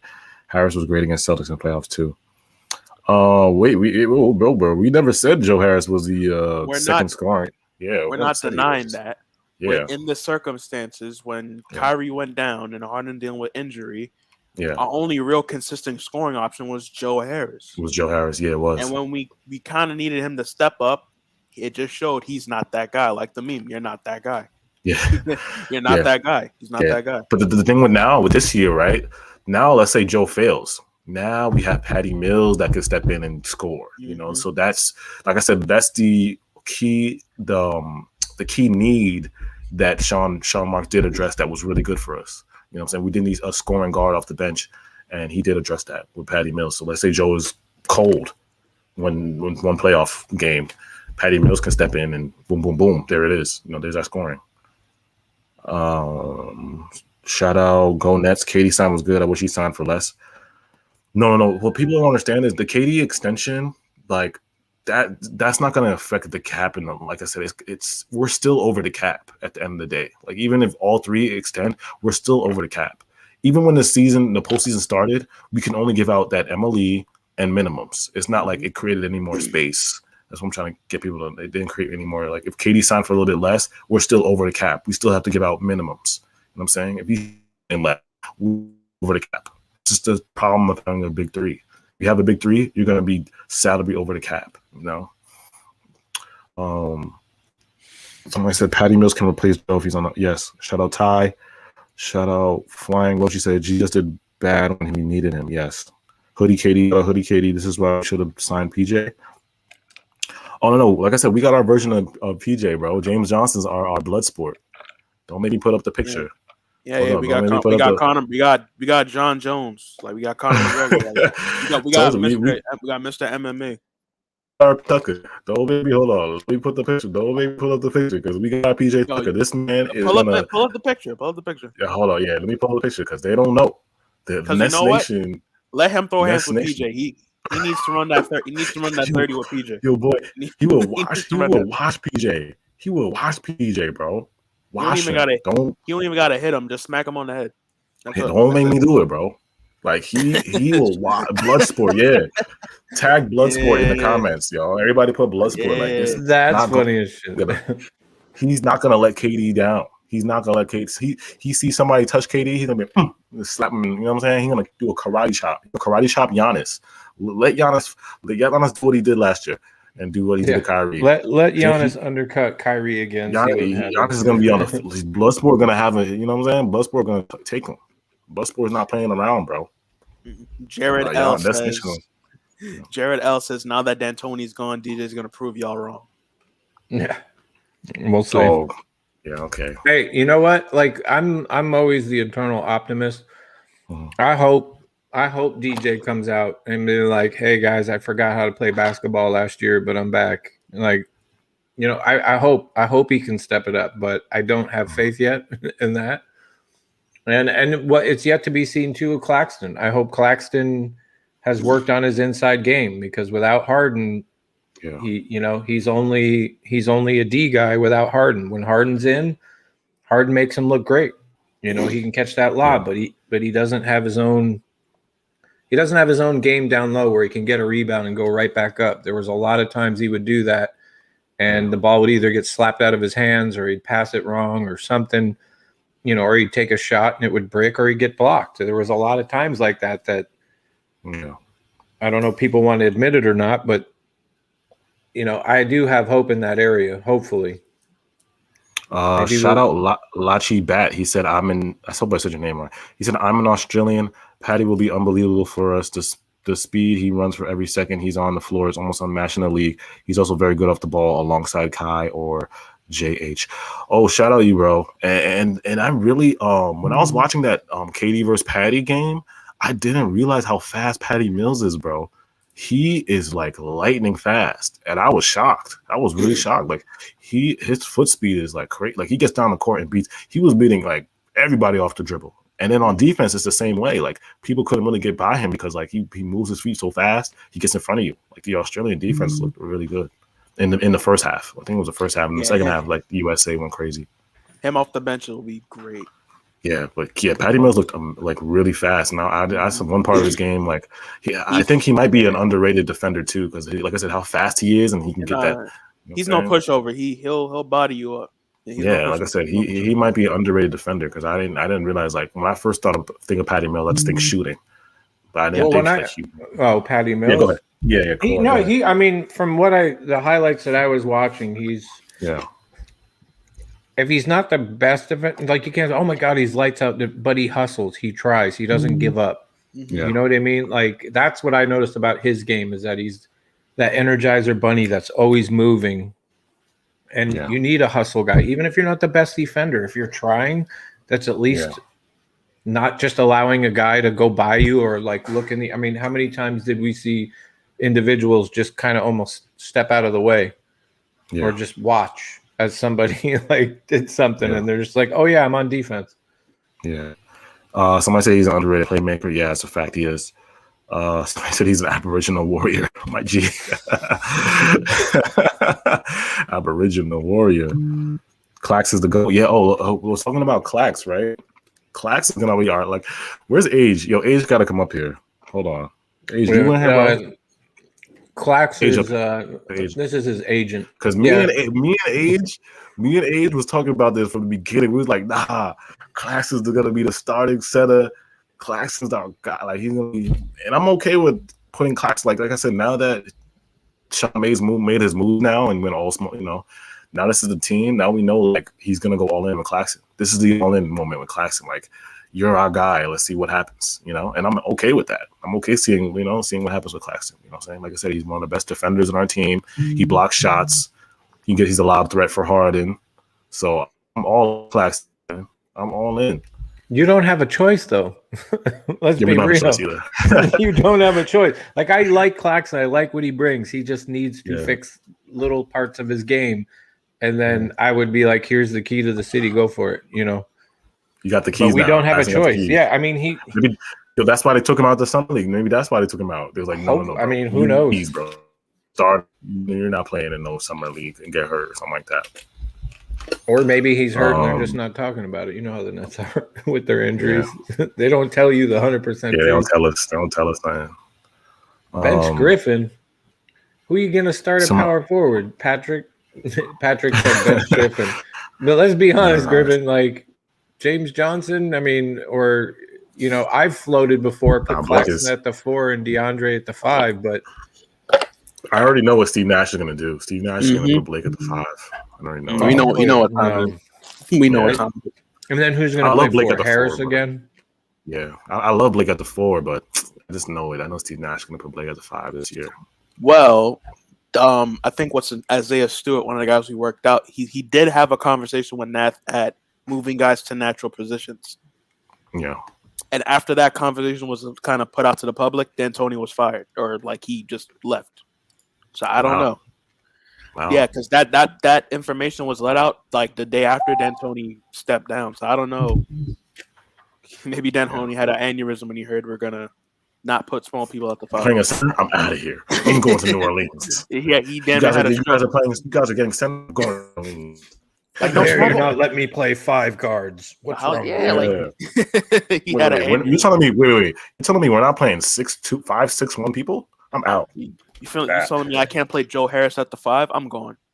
Yeah. Oh, Age is here. Okay. Yeah, Age. Suck that shit. Age, Claxton, come on, baby. camera, man. Stop hiding. Claxton, baby. Nah, y'all are out, man. Y'all are out with that camera. I'm eating right now, but I seen that Chubb sent the invite, so I had to accept it. How y'all doing today, by the way? Sir.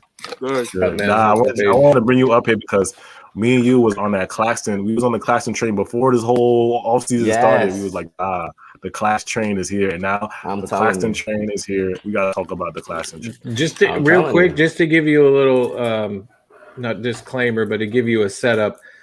Age, this man all day has been battling people in our Discord chat.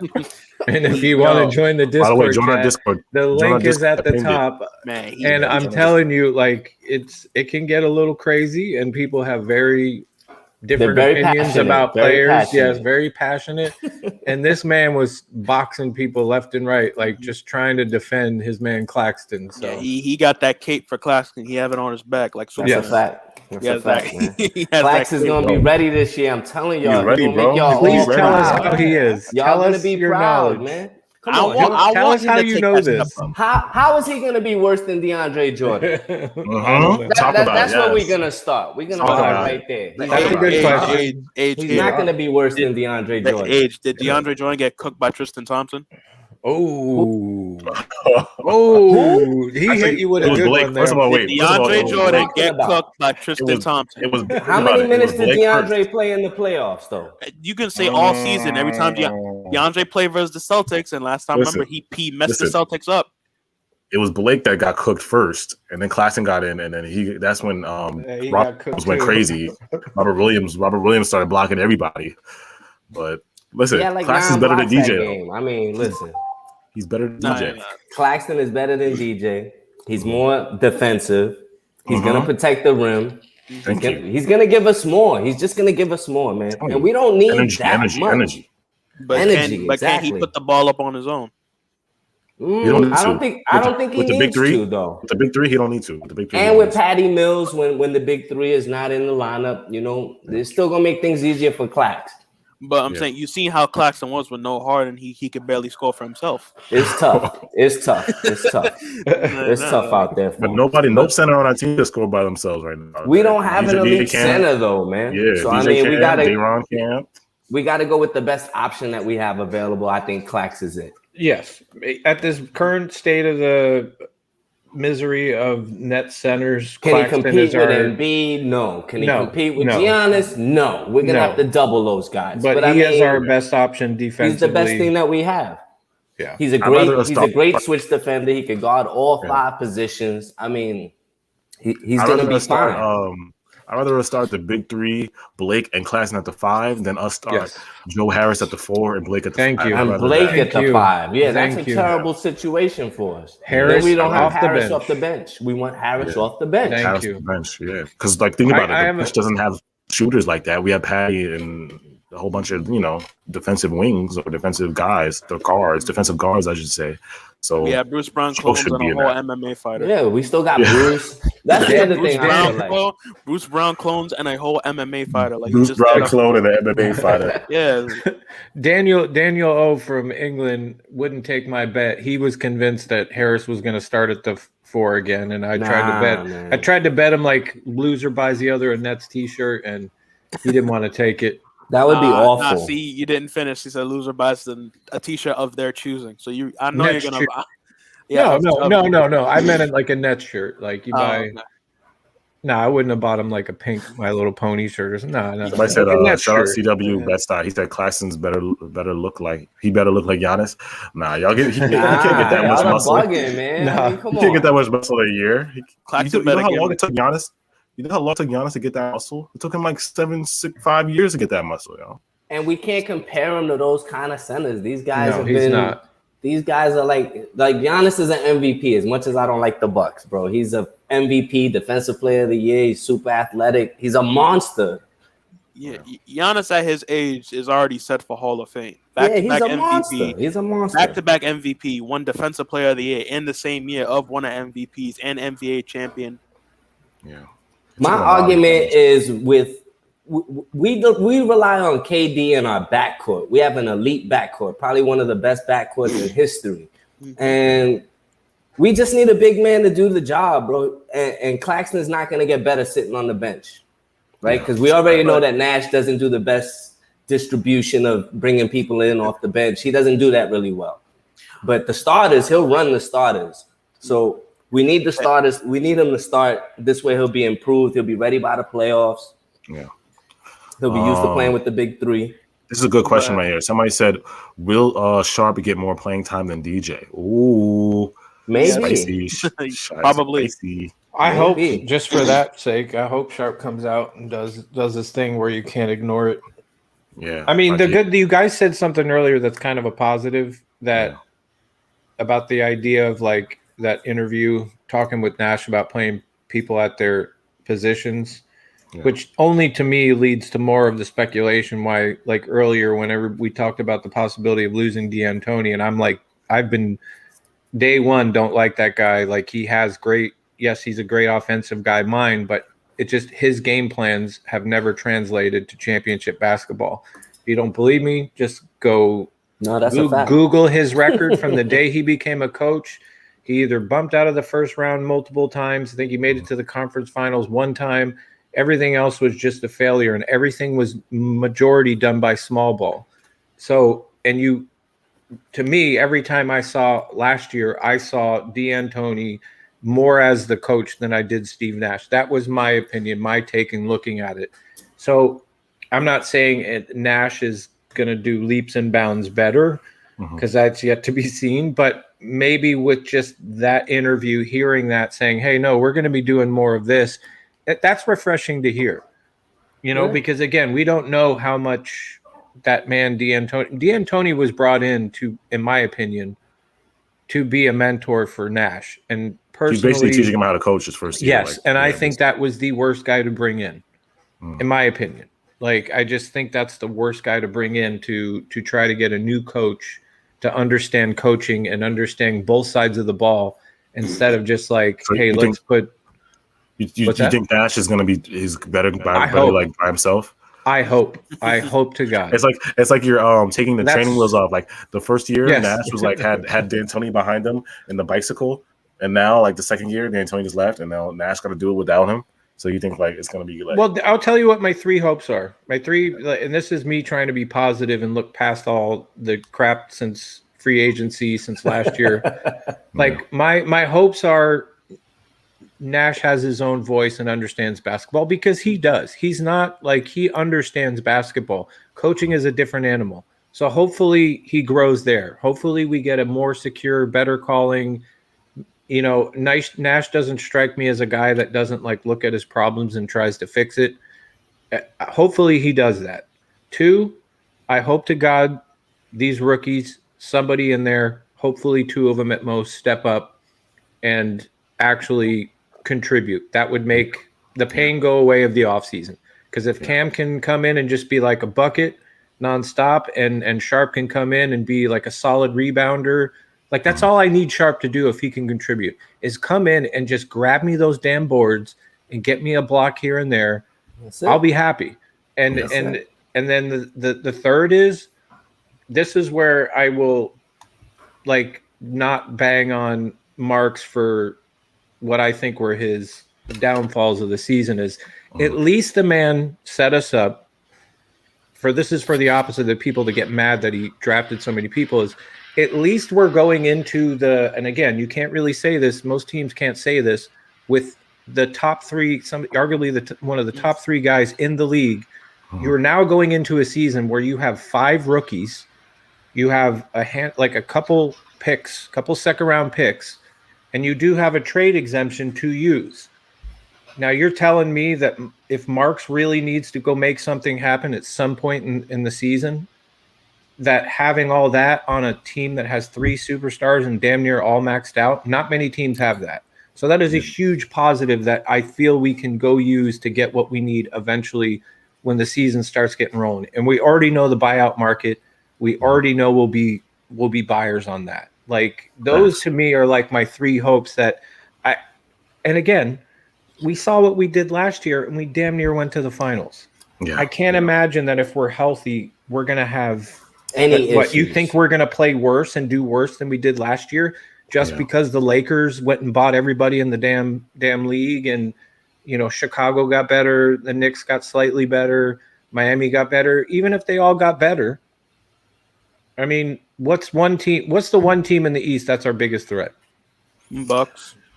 The Bucks. Oh, yeah, I guess we got to give it to the Bucks, right? You can't guess you got it, right? And we almost beat them. I'm trying to think. Philly doesn't scare me. Miami might be. I don't know. I got to see how they play. Miami exactly. We can't say Miami or the Bulls yet because we haven't seen them play. We haven't seen the Bulls too. The Bulls might be the Bucks. We haven't seen them play, so we got to say the Bucks. Yeah, and at the end of the day, we took the Bucks Game 7 with our busted ass bench roster, no Kyrie.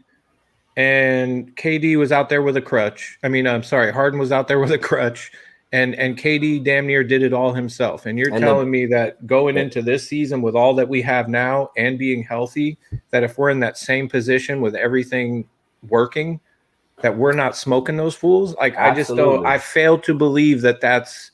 So I don't believe all is lost. I know a lot of people are doom and gloom. Yeah. We are still in an amazing position. Absolutely. Yeah. And I've asked this question several times, right? Like if our big three plays 60 games together, and this is the answer I've mostly gotten is that we'll do 40, 48 and 12 if out of 60 games played. If we're doing that and then we split the rest of the season, we still come out with 59 wins. That's a good season. 59 wins. That's I want solid. I do want the 1 seed this year, but I'll be okay with 1 or 2. Like I'm not even fronting. Like I said, we might do better than that. I want the 1 too. I want the 1 too. It depends where the Bucks are. You don't know how the East is gonna pan out, especially with these big threes. You know if it's gonna work. I said, the East is generally better now. So like every team except for let's say the 8 seed is gonna be probably good. Like 8, probably 1 through 5 or 6 will be good. But 7, 8 will probably be bad teams. But like I said, the East is better. You know what I'm saying? If the Celtics get Dennis Schroeder, I just saw the Bucks get Grayson Allen for nobody. They gave up nobody for Grayson Allen. That's a steal right there. Grayson Allen is a steal for them. But again, it's like I said, we'll see if Sean Marks can finesse. And like I said in the beginning of the stream, role players.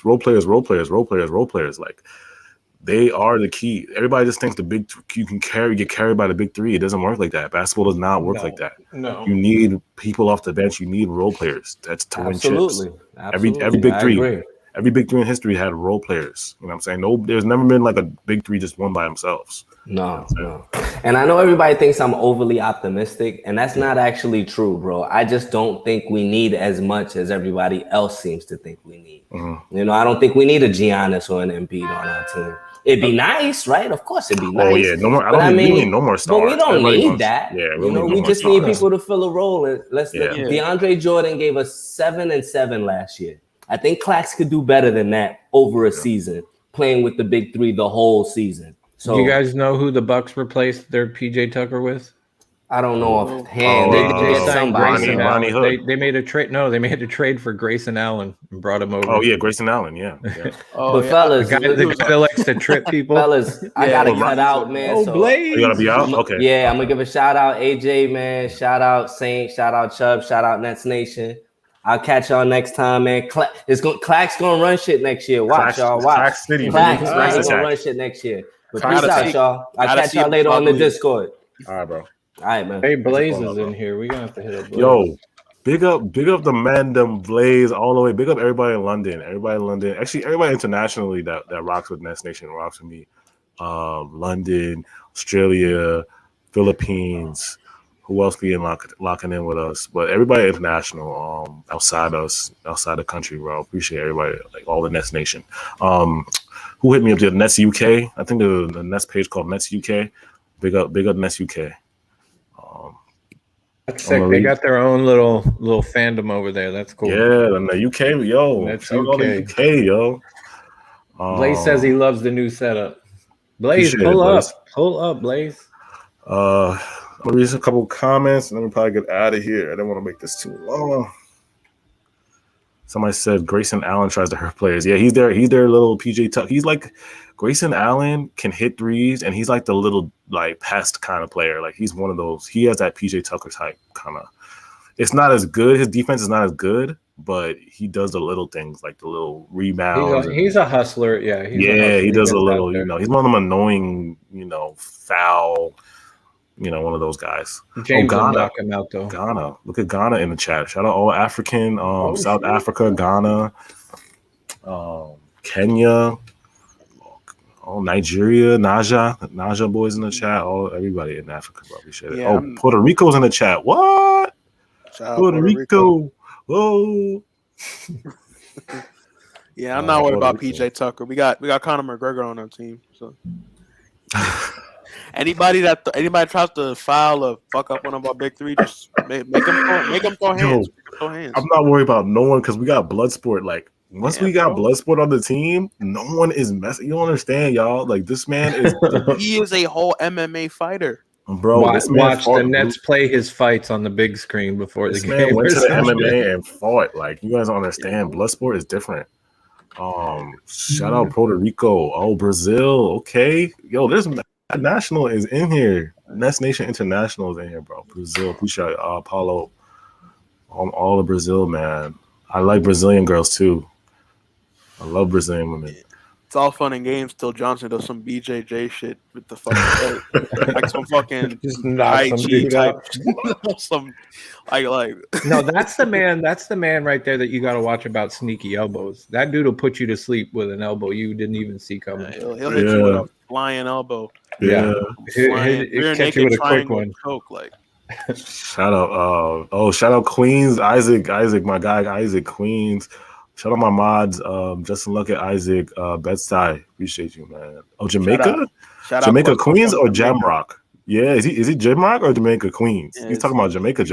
You the islands or you Swaggy? What are you doing? Wait, Swaggy's in here defending LeBron James, man. What's wrong with you, Swaggy? Swaggy's in here? Oh my god! Come on, Swaggy. Don't. What's Swaggy? I felt like some Nets fans in Discord like became Lakers fans when they like, don't tell me you're going over there. Like, yeah. Come on, Swaggy. They're arguing on Discord chat about like the year that the bubble ring. Like that was a gimme, dude. Like I'm sorry. Like that's got an asterisk. We don't count that bubble Disney. Yeah, that ain't no legit ring. Mickey Mouse ring. The bubble guppies. Yeah. That's why all the bubble guppies last year, they got eliminated this year when it was a real playoffs. When it was real playoffs, you got to go to the arenas and play in front of packed stadiums. That's the real playoffs. The Heat with the real bubble guppies. My God. Yeah. They oh my God. Shout out Nosh Van, Australia, man. All the Aussies. We gotta get all the Australians. Sean Marks is Australian, Patty's Australian. We're gonna get all the Australian. Like we're gonna get the team Australia. Like it's gonna be like Nets Nation in Australia.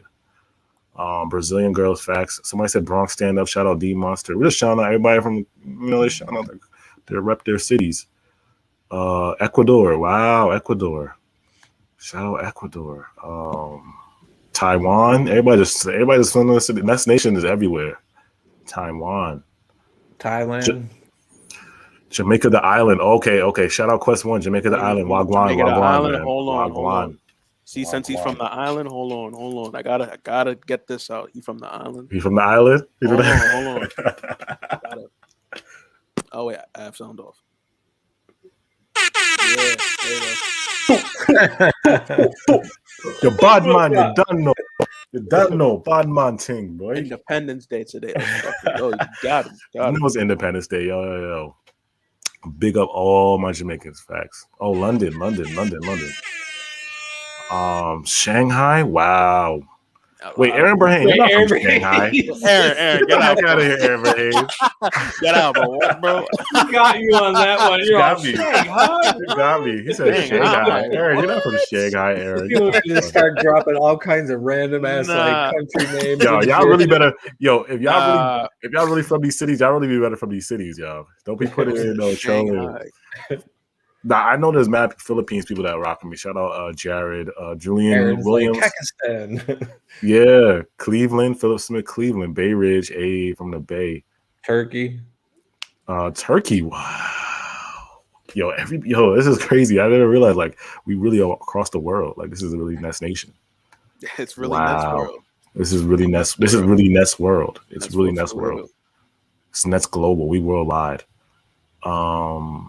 Yeah, I appreciate. Like I said, hit that like button, y'all. Just hit that like button before Did we you get out want of to take here. any questions or no? Yeah. Ask your questions. Anybody, just put your questions in. Just put @Saint and ask all your questions before we leave. Hit that like button.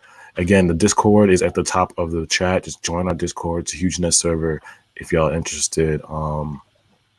Make sure we're gonna be cheering on KD. KD's actually gonna be on national TV tonight. So did you guys, let's ask the stream. Do you guys want, if he wants, because I know we got so much international people here. If you guys want, Saint could stream the game on Discord if you guys want. But we were thinking, well, Saint, I don't know if it's okay with you. Allegedly. Allegedly. Adam Silver, you said allegedly. I mean, hypothetically, I meant hypothetically. If I were to, if he were to stream the, he might hypothetically do it because we don't know. We don't know yet, hypothetically, because we're all just going to be in Discord talking while you're all on your own TVs talking in Discord, watching. Yeah, exactly. Yeah, hey, I'm going to start off that with the say anything. If we could sign one center at the moment, I'm just saying sign. If we could and drop, let's just for the sake of the argument, drop the new DeAndre we just got. Is there a center left that you would be acceptably like? Dump him to the Thunder for Derek Favors. No, not DeAndre Jordan. I get that, but I'm just saying sign like with the vet minimum. If we didn't, let's say we didn't. I don't think we're going to make any trades. If we have one more spot. We have one more spot. Who there's would two you people be? What center I would sign? I'll probably take. Hold on, I had a list of the centers. The ones that are left. I think Boogie would be the one I would sign. Boogie? I would take Boogie. Yeah. But he beefing with Harden though. They'll probably put it to the side. Yeah, I mean, if Andre Drummond and Joel Embiid could do it. You did see when Andre Drummond went to hug Embiid. Had that look on his face. You saw his face. What the hell are you doing? You saw his face. Okay, this is a list of centers though. Okay. Aaron Baines, Jordan Bell, Bismack Biyombo. I would take Bismack Biyombo too. Boogie and Bismack. How old is Biyombo? Let me check. Oh, Myers Leonard is out there. Don Maker's out there too. Myers Leonard, AJ Myers. In chat, just type of who you would want. Everybody's saying Boogie, really? Cousins. No, I said he's out there. I just said I would take him. I just said Boogie and Bismack. Yeah, but chats, a lot of people are saying Boogie. Some people Bismack and Biyombo. Yeah, I'll take Biyombo. Bismack is. How old is he? Oh, he's only 28. I thought he was older. Perfect. He's got some miles. He's got some miles left on them knees. Yeah, perfect. Yeah. All right, keep asking our questions, y'all. First question comes from Swaggy Zay. He had to switch his name up. Who you got in the starting rotation on this current team? Me personally, obviously the big three. I want to see Blake at the power forward, and I want to see Claxton at the 5. That's how I want to start it. Leaves us with scoring on the bench with Harris there. It just, to me, that makes it. If you start it that way, you allow us to. It doesn't. How do I say this? You close the holes. Like you don't like, because if you start Harris, you lose a scorer off the bench, and it just is stupid. You put Blake at the 5, like it's just dumb. Like that to me has to be the starting 5. Then our bench can work. Yeah. To add on to that, like for putting Joe Harris in the starting lineup is kind of redundant because one, Joe Harris is not a good defender, and we have enough shooting with the big 3. Exactly. So it's like. You want to put Blake at that 4 where he can, be a good post defender, and Blake can space the floor too. Then you got Claxton. He's one of our best on the ball defenders, rim protector, lob threat. Harden loves the lob threat. So it's like him putting Joe Harris in that mix is just gonna, And I will always be convinced that is part of the reason why Joe screwed up in the playoffs was because of that exact crappy decision to start him at the 4. And the other thing, because you have the big 3. it just makes it even better when you have Joe Harris on the bench, because now you give yourself even more options. And I mean, there's going to be multiple games during the season that you don't need all three in there. So you're almost like giving one of these guys like a good rest in the game. And it's like, oh, hey, you got a superstar on the bench too. Like it's going to happen. I just think it makes will make this team flow better. And I personally think it will make the defense that we did bring in with these other guys that much more impactful and potent, opposed to taking the scoring away. And then these guys go in, and if they're struggling to score, they're not going to be focused on defense.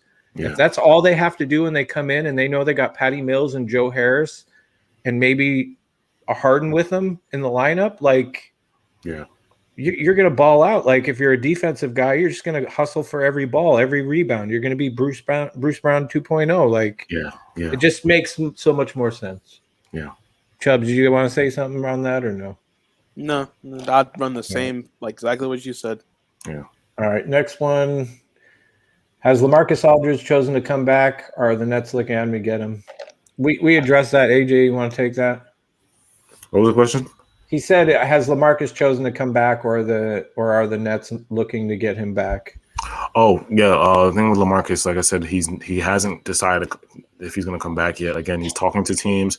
There's steps for LaMarcus to get back. First, he's got to get medically cleared.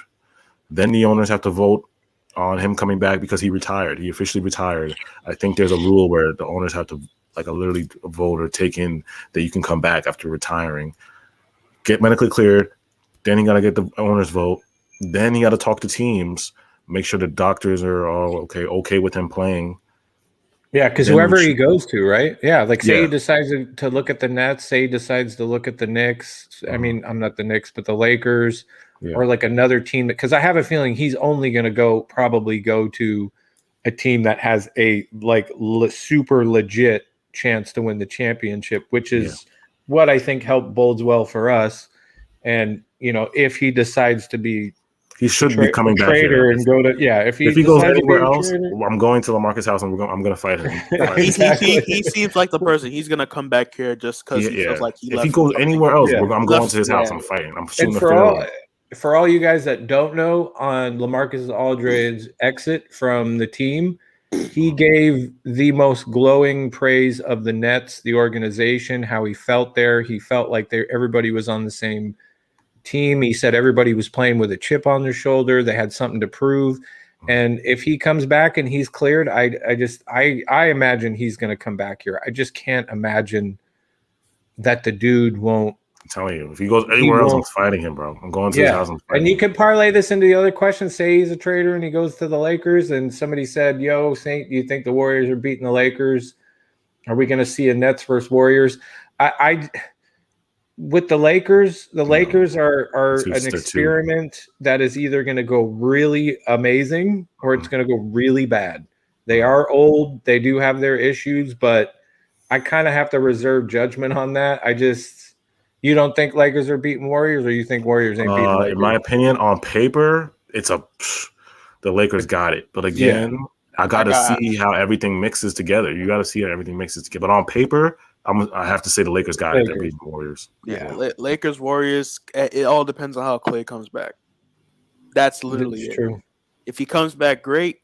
Maybe. If not, Lakers in 5 or 6. Yeah, Lakers got that, bro. Sorry. Yeah, nah. We could be wrong.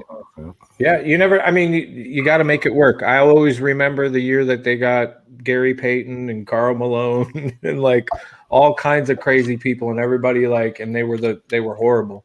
But Aaron Brahim said sleeper in the summer league for the Nets. Do you have anybody in particular? Are you saying, do we have somebody that? Okay, that's a good question.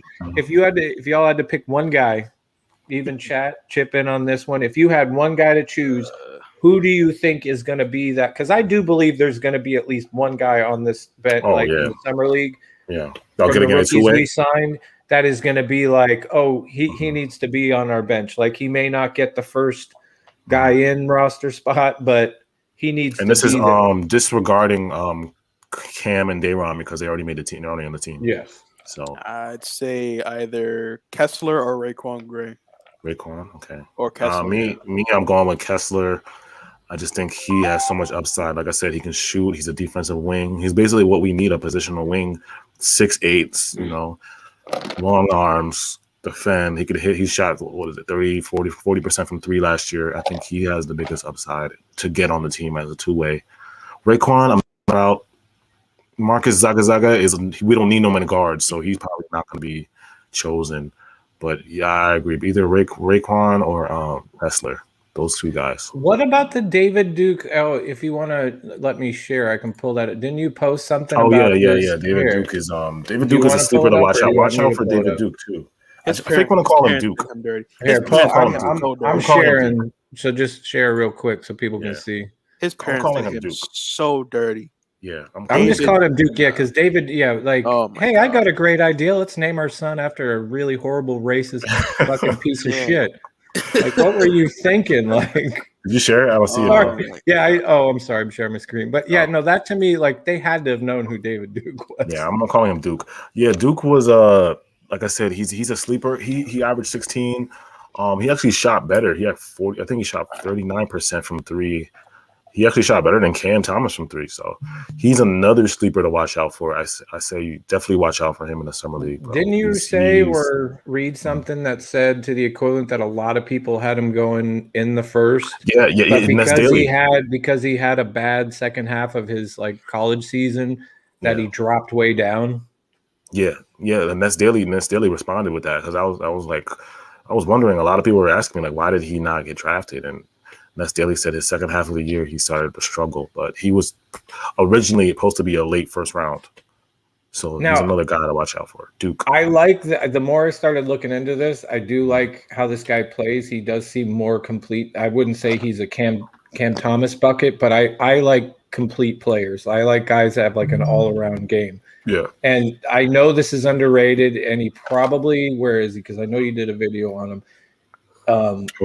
It's the Zigga guy.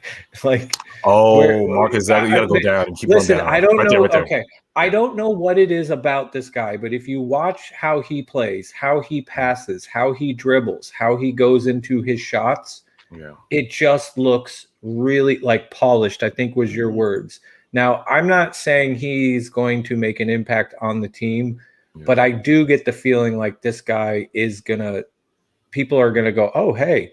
Like there's something about him that just looks really polished, really good. Yeah, Swaggy put it perfectly. He's a more poised version of Cam Thomas. Yes. Exactly. Yes. That's exactly I know it's like an underrated. We don't probably need him. Yeah. But if we hold on to him in the next like say next year, maybe the year after, if he just goes into the G League, because I have a feeling he's going to be in the G League.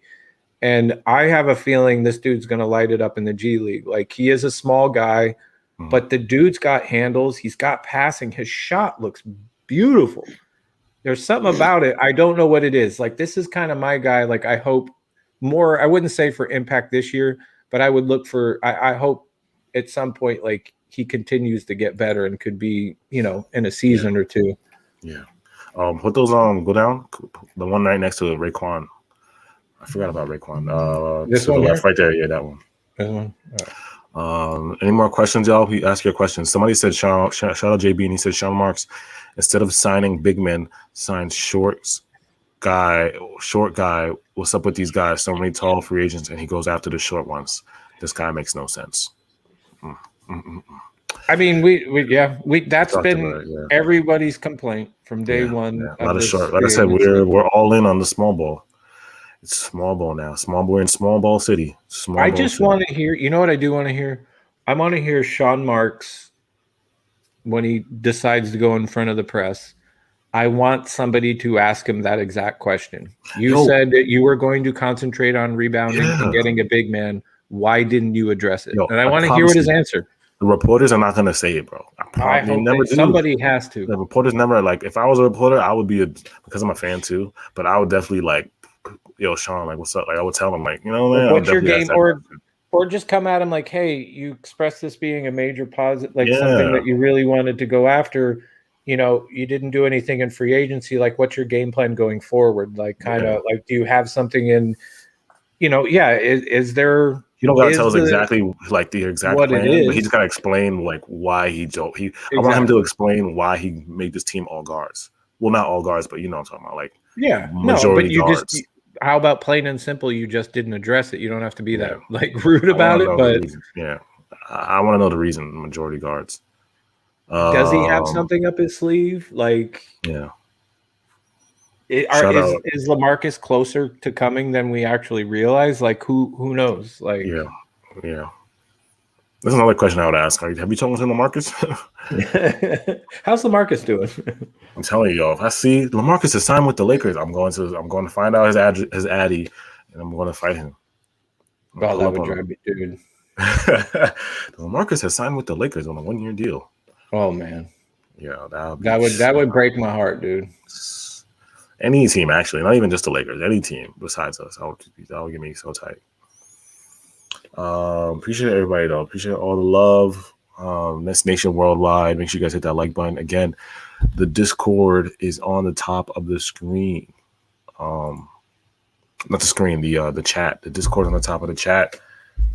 If you don't know what Discord is, download the app. It's basically just a huge group chat. You can talk, you can text. Just the chats where you can text. Join that. It's my Nets server. Join that. And again, appreciate everybody for all the love, the support. Nets Nation always supports us. Somebody said I hate small ball when D'Antoni played that in the Rockets. A week. How many years was he in charge of the Rockets? I think, wasn't he there with Harden? Yeah, it was like 7 years, 6 years. And how many years did it work? Lost every time. Well, the closest they got was that Chris Paul year. That Chris Paul conference. Yeah, that's the closest they got. Yeah. Shout out Gavin Torres. What's up, bro?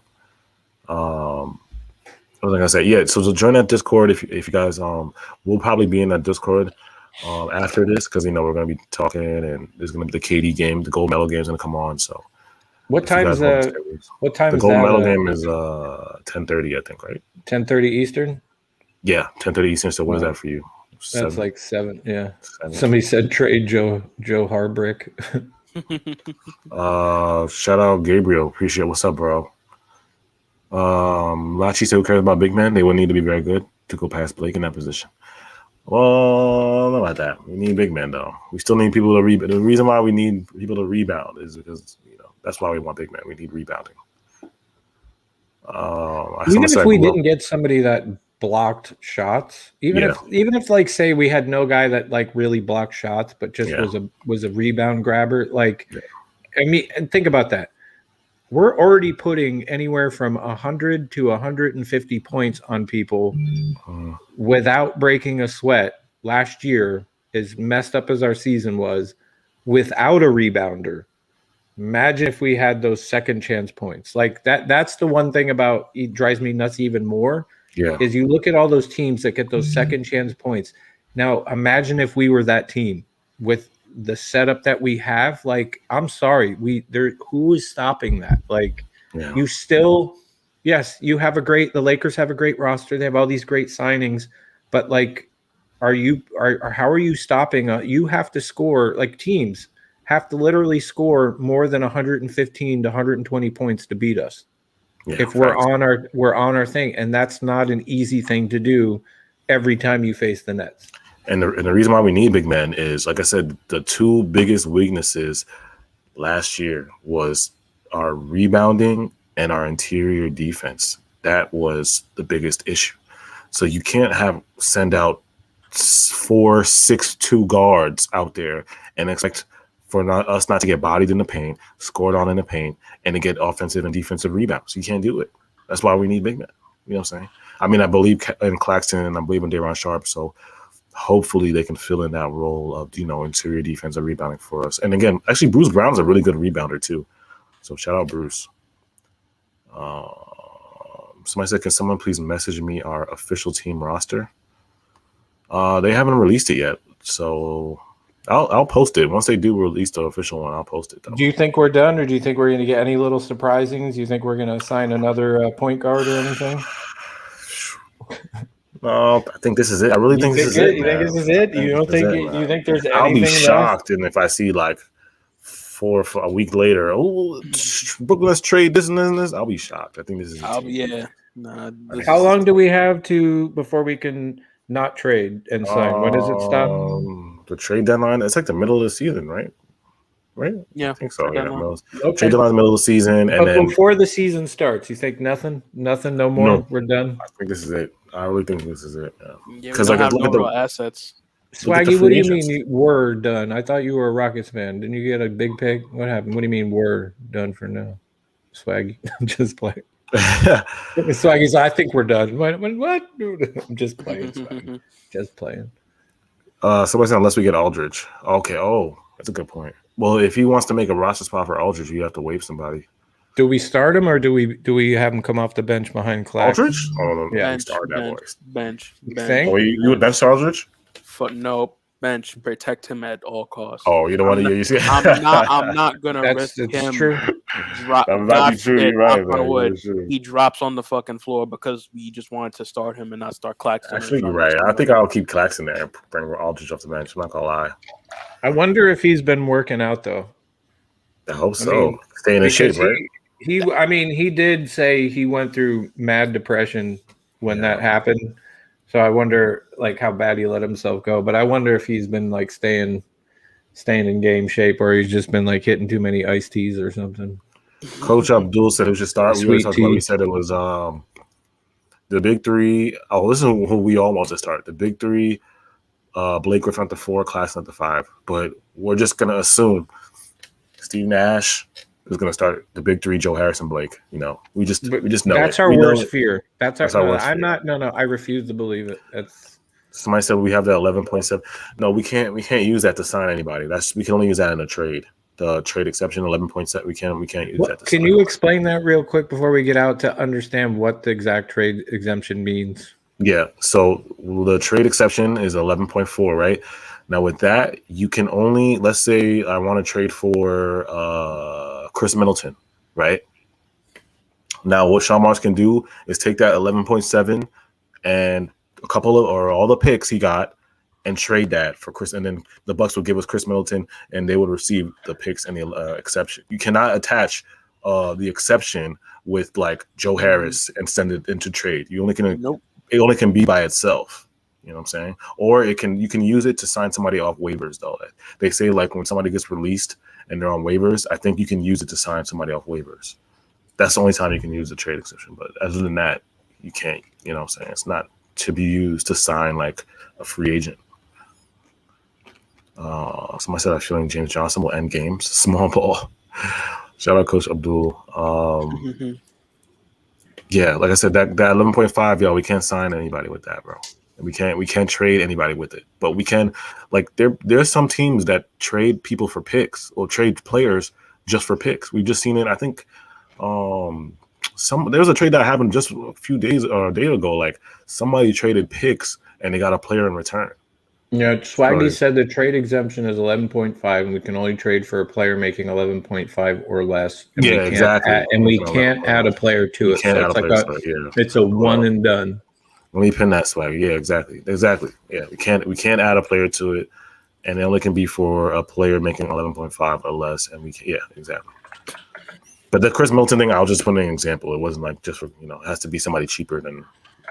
Of course, Chris Middleton making what did he make, like 30, 20 million.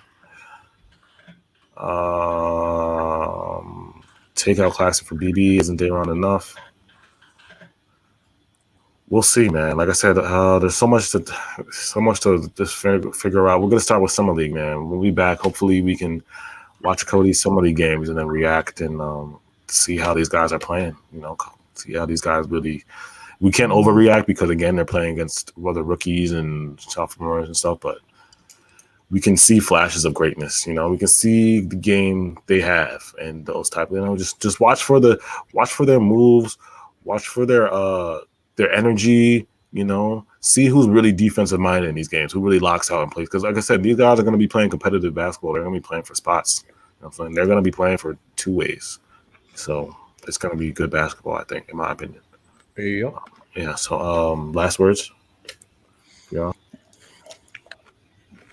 I don't got much to say because I felt like all was said in the stream. Yeah.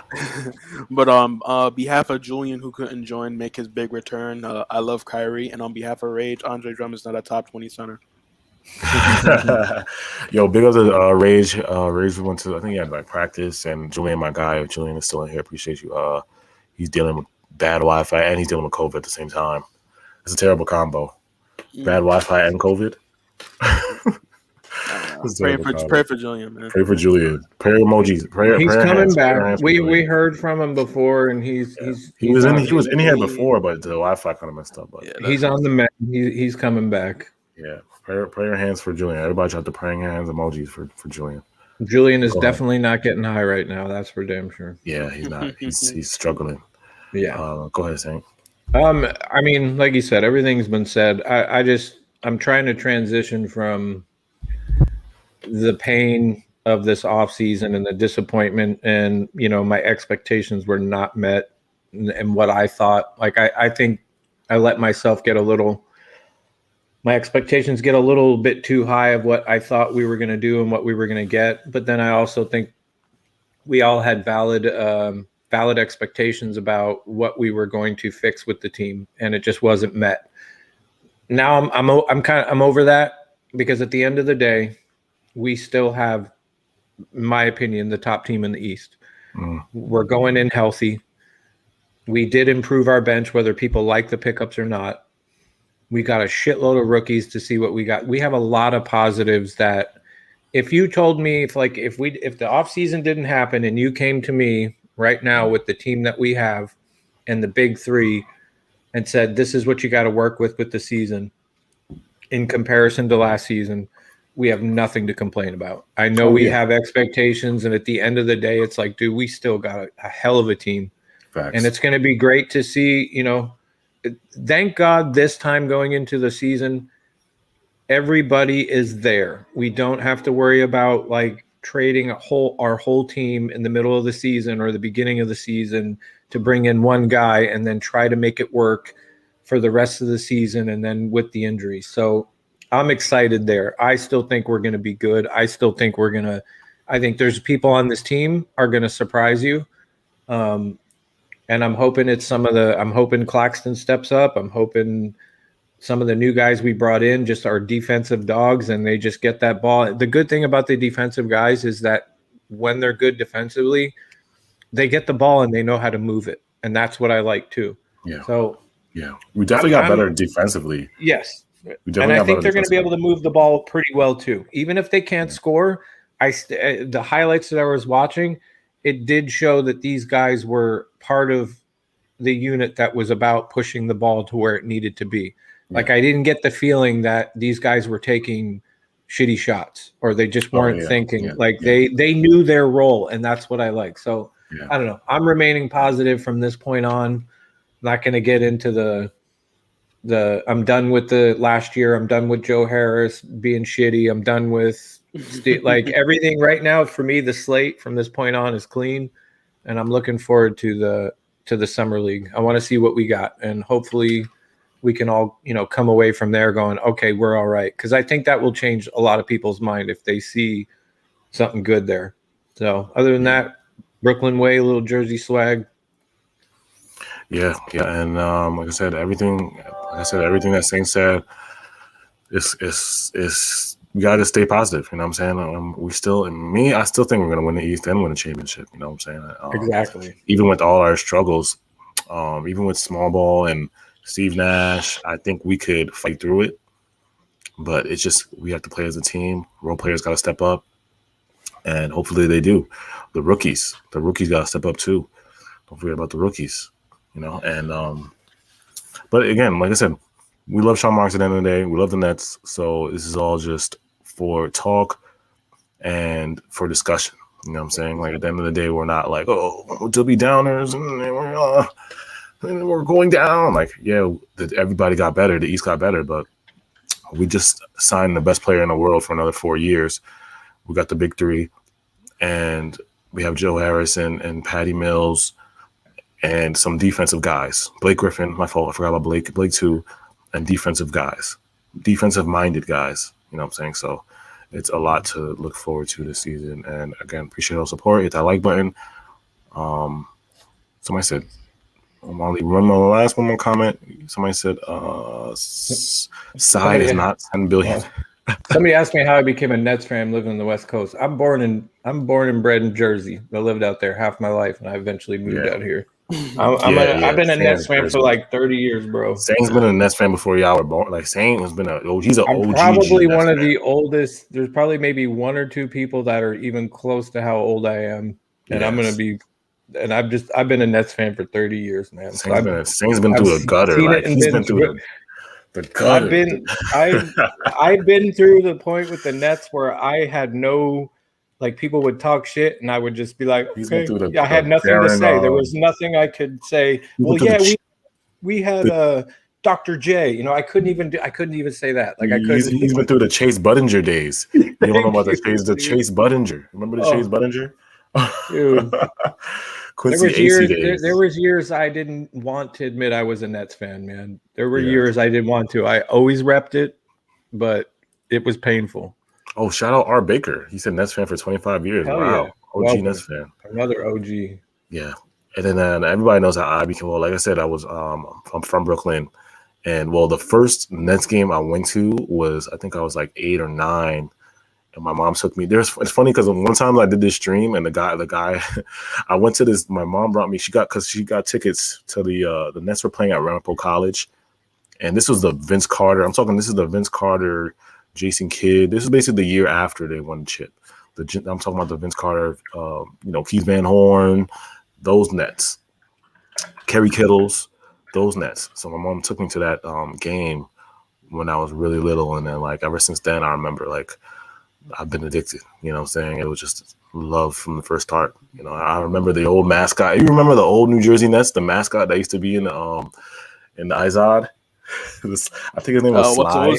The coyote. Yeah. Yeah, it was like a wolf. I think it was like a wolf. I remember either wolf or I used coyote, to be in the I used to be in a crowd, and they used to have like a t-shirt gun, and they would just shoot out the t-shirts in the crowd. This is way back in the New Jersey Nets days, bro. But shout out, thank you. Like I said, shout out my mother for doing that, for like bringing me to those Nets games when I was younger. But yeah, appreciate all the support. Oh, somebody said 2003 era, my fave. Yeah. Sly the Fox. That's what his name is. Sly the Fox. Right? Yeah. Sly the Fox. Yeah. Most people don't know about Sly the Fox. That's the old Nets like mascot back in the day. Like most people don't know about Brooklyn Knight. Oh yeah. When we first moved, nobody knows about the Brooklyn Knight. I do think there needs to be a rule put in since the Nets went to Brooklyn that like if you weren't a day one Brooklyn fan and you just came on this last year when the Big Three came in, I think you have to like wait a season or two before you can complain, like, or even say because I can't. All I hear is like defending the Big Three, but then everybody else is trash. It's like, no, you need to pay your dues a little bit. Shout out all the OGs, the OG Nets fans, bro. Shout out all the OG Nets fans that's been through it. Like I said, when I was too young to see the finals Nets, because like I said, it was the year after when I went to that practice at Ramapo College in Jersey. So like shout out all the OG Nets fans that have been through it all, like been through the struggle. I remember going to with my aunt to the Barclays when Darren Williams, I think it was Paul George was on the Pacers, and Darren Williams versus Paul George, and then we just got clapped by like 30. It was the good Pacers. I'm talking about the Roy Hibbert, Paul George, who's on that team? David West. George Hill. I remember when I was in the Barclays, and it was during Christmas, like a little bit before Christmas, and nobody was in the Barclays because I had the greatest seats. I was at like the bottom, like literally, like I could see the court, like I could almost touch the court because nobody was in Barclays, bro. Nobody. It was empty because everybody knew the Nets was trash, and it was quiet. Like that was probably the most like unsettling thing is when you would hear the crowd and it was just like nothing. You'd hear like 7 people in there going Brooklyn. That's like you could barely hear it. Like there was nobody in there, bro. I don't even think Debo was playing that game, but anyway. But you could hear more people talking. You could hear the players on the court more than you could actually hear. Yeah, bro. It was bad, bro. It was really bad. It's crazy how everything in Barclays is up now. Yeah, again, if you guys want to chill with us, we're gonna be in Discord. Hit that like button. Just follow us on Twitter.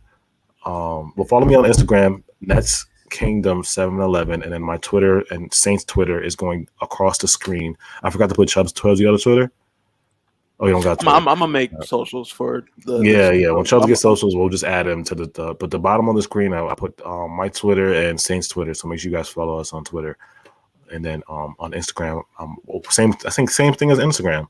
Miss Kingdom 711 on Instagram and Saint Net on Instagram. AJ's a real dude to follow on Twitter. I'm just starting out. I'm just more like. He just made it Twitter. I'll ramble, say some random shit, but I'm really there to really back AJ up. Like, we're gonna get you up on Twitter, bro. AJ's the golden man. Like, he's the man. Same. I'm telling you, we're gonna up your Twitter. You're about to have like 200 followers. Same. I don't know. On Instagram too. I'm gonna have to up my game. Go back to English class or something. All you gotta do is just, like I said, people. You got fans, Saint.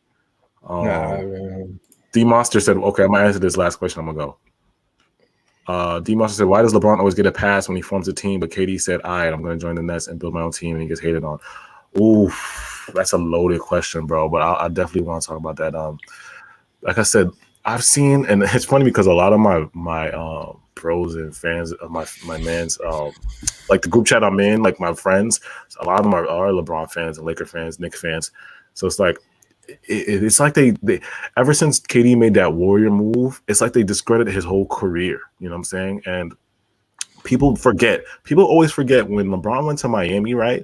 They were burning LeBron jerseys.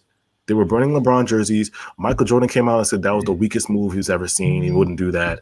But it's like that whole thing just got washed away. Yeah. Like, how whack was the decision? Have you ever seen KD come out and be like, all that, right? Special. All that.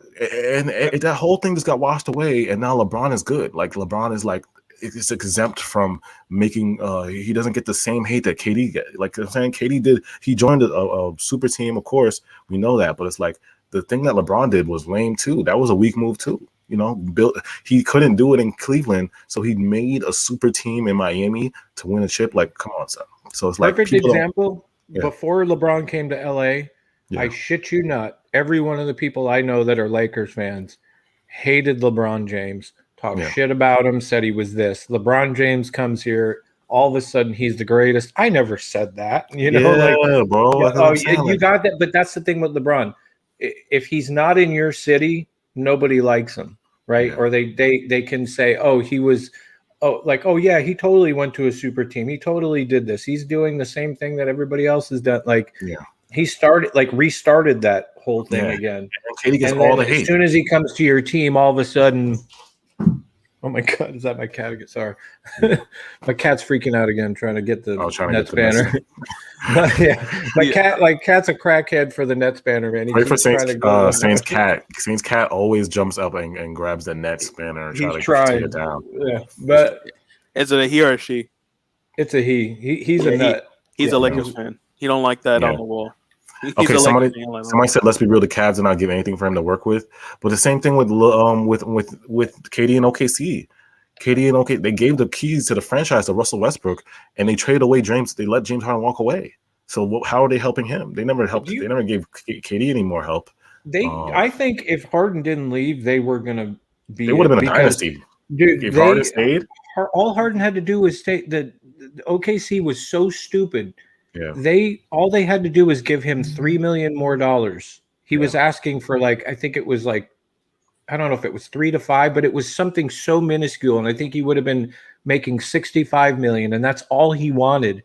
And they wouldn't give it to him. And then he walked. And that was the dumbest move by OKC ever. And with people who always hate on KD, I seen KD gets the most hate, but it's like people forget. KD led the OKC team to the finals, and who did he lose to his first finals? LeBron's super team. So it's like, how y'all gonna come at KD? Like, you know what I'm saying? You're coming at KD, but he's the one who he got drafted to OKC. He played 6 years in OKC. he got them to the finals, and then who he lose to? LeBron's super team. So I know I'm going to butcher this person's name, bro, but it's Lachi Bat, I think is what it is, maybe. Yeah. And I don't know if it's a he or she, but LeBron controls the media. And there's facts to that. LeBron, there's always an NBA player that controls the media and can cross into TV shows, HBO, movies. They have a personality that works on commercials. Because if you notice, there's a lot of NBA players that are superstars, and they try to do that, and the shit just don't work. Like they don't have the personality. He has the personality, so he gets that pass. Like, oh, it's LeBron. Everybody loves it because LeBron will generate you millions and billions of dollars. So of course he's going to get a pass. Like I said, I don't hate LeBron. Like I said, I respect LeBron. Like I respect him as a player. It's just that I just hate LeBron fans that be delusional and just like they give Bron a pass, but then they call out KD for certain things. You know what I'm saying? They call out KD for this joining the Warriors, but they don't call out Bron for making a super team in Miami. They don't do the same. You know what I'm saying? It's just like keep it equal. You know what I'm saying? Keep it equal. If you don't criticize KD, criticize Bron for doing this, for making a super team in Miami. You know what I'm saying? All right, but yeah, I'm done ranting. All right, y'all. Make sure y'all hit that like button. Discord. We'll be on Discord. All right, appreciate it. I think I'm gonna smoke for like an hour. And then I'll be all right. I've been trying so hard not to smoke on this Discord, but the stream, but it's. Shit, I might like. I can't help it. I wanted to pop a bottle because of KD signed. I want to pop a bottle for that. All right, y'all. Love y'all. Please hit the like button, and we'll be back. Peace out.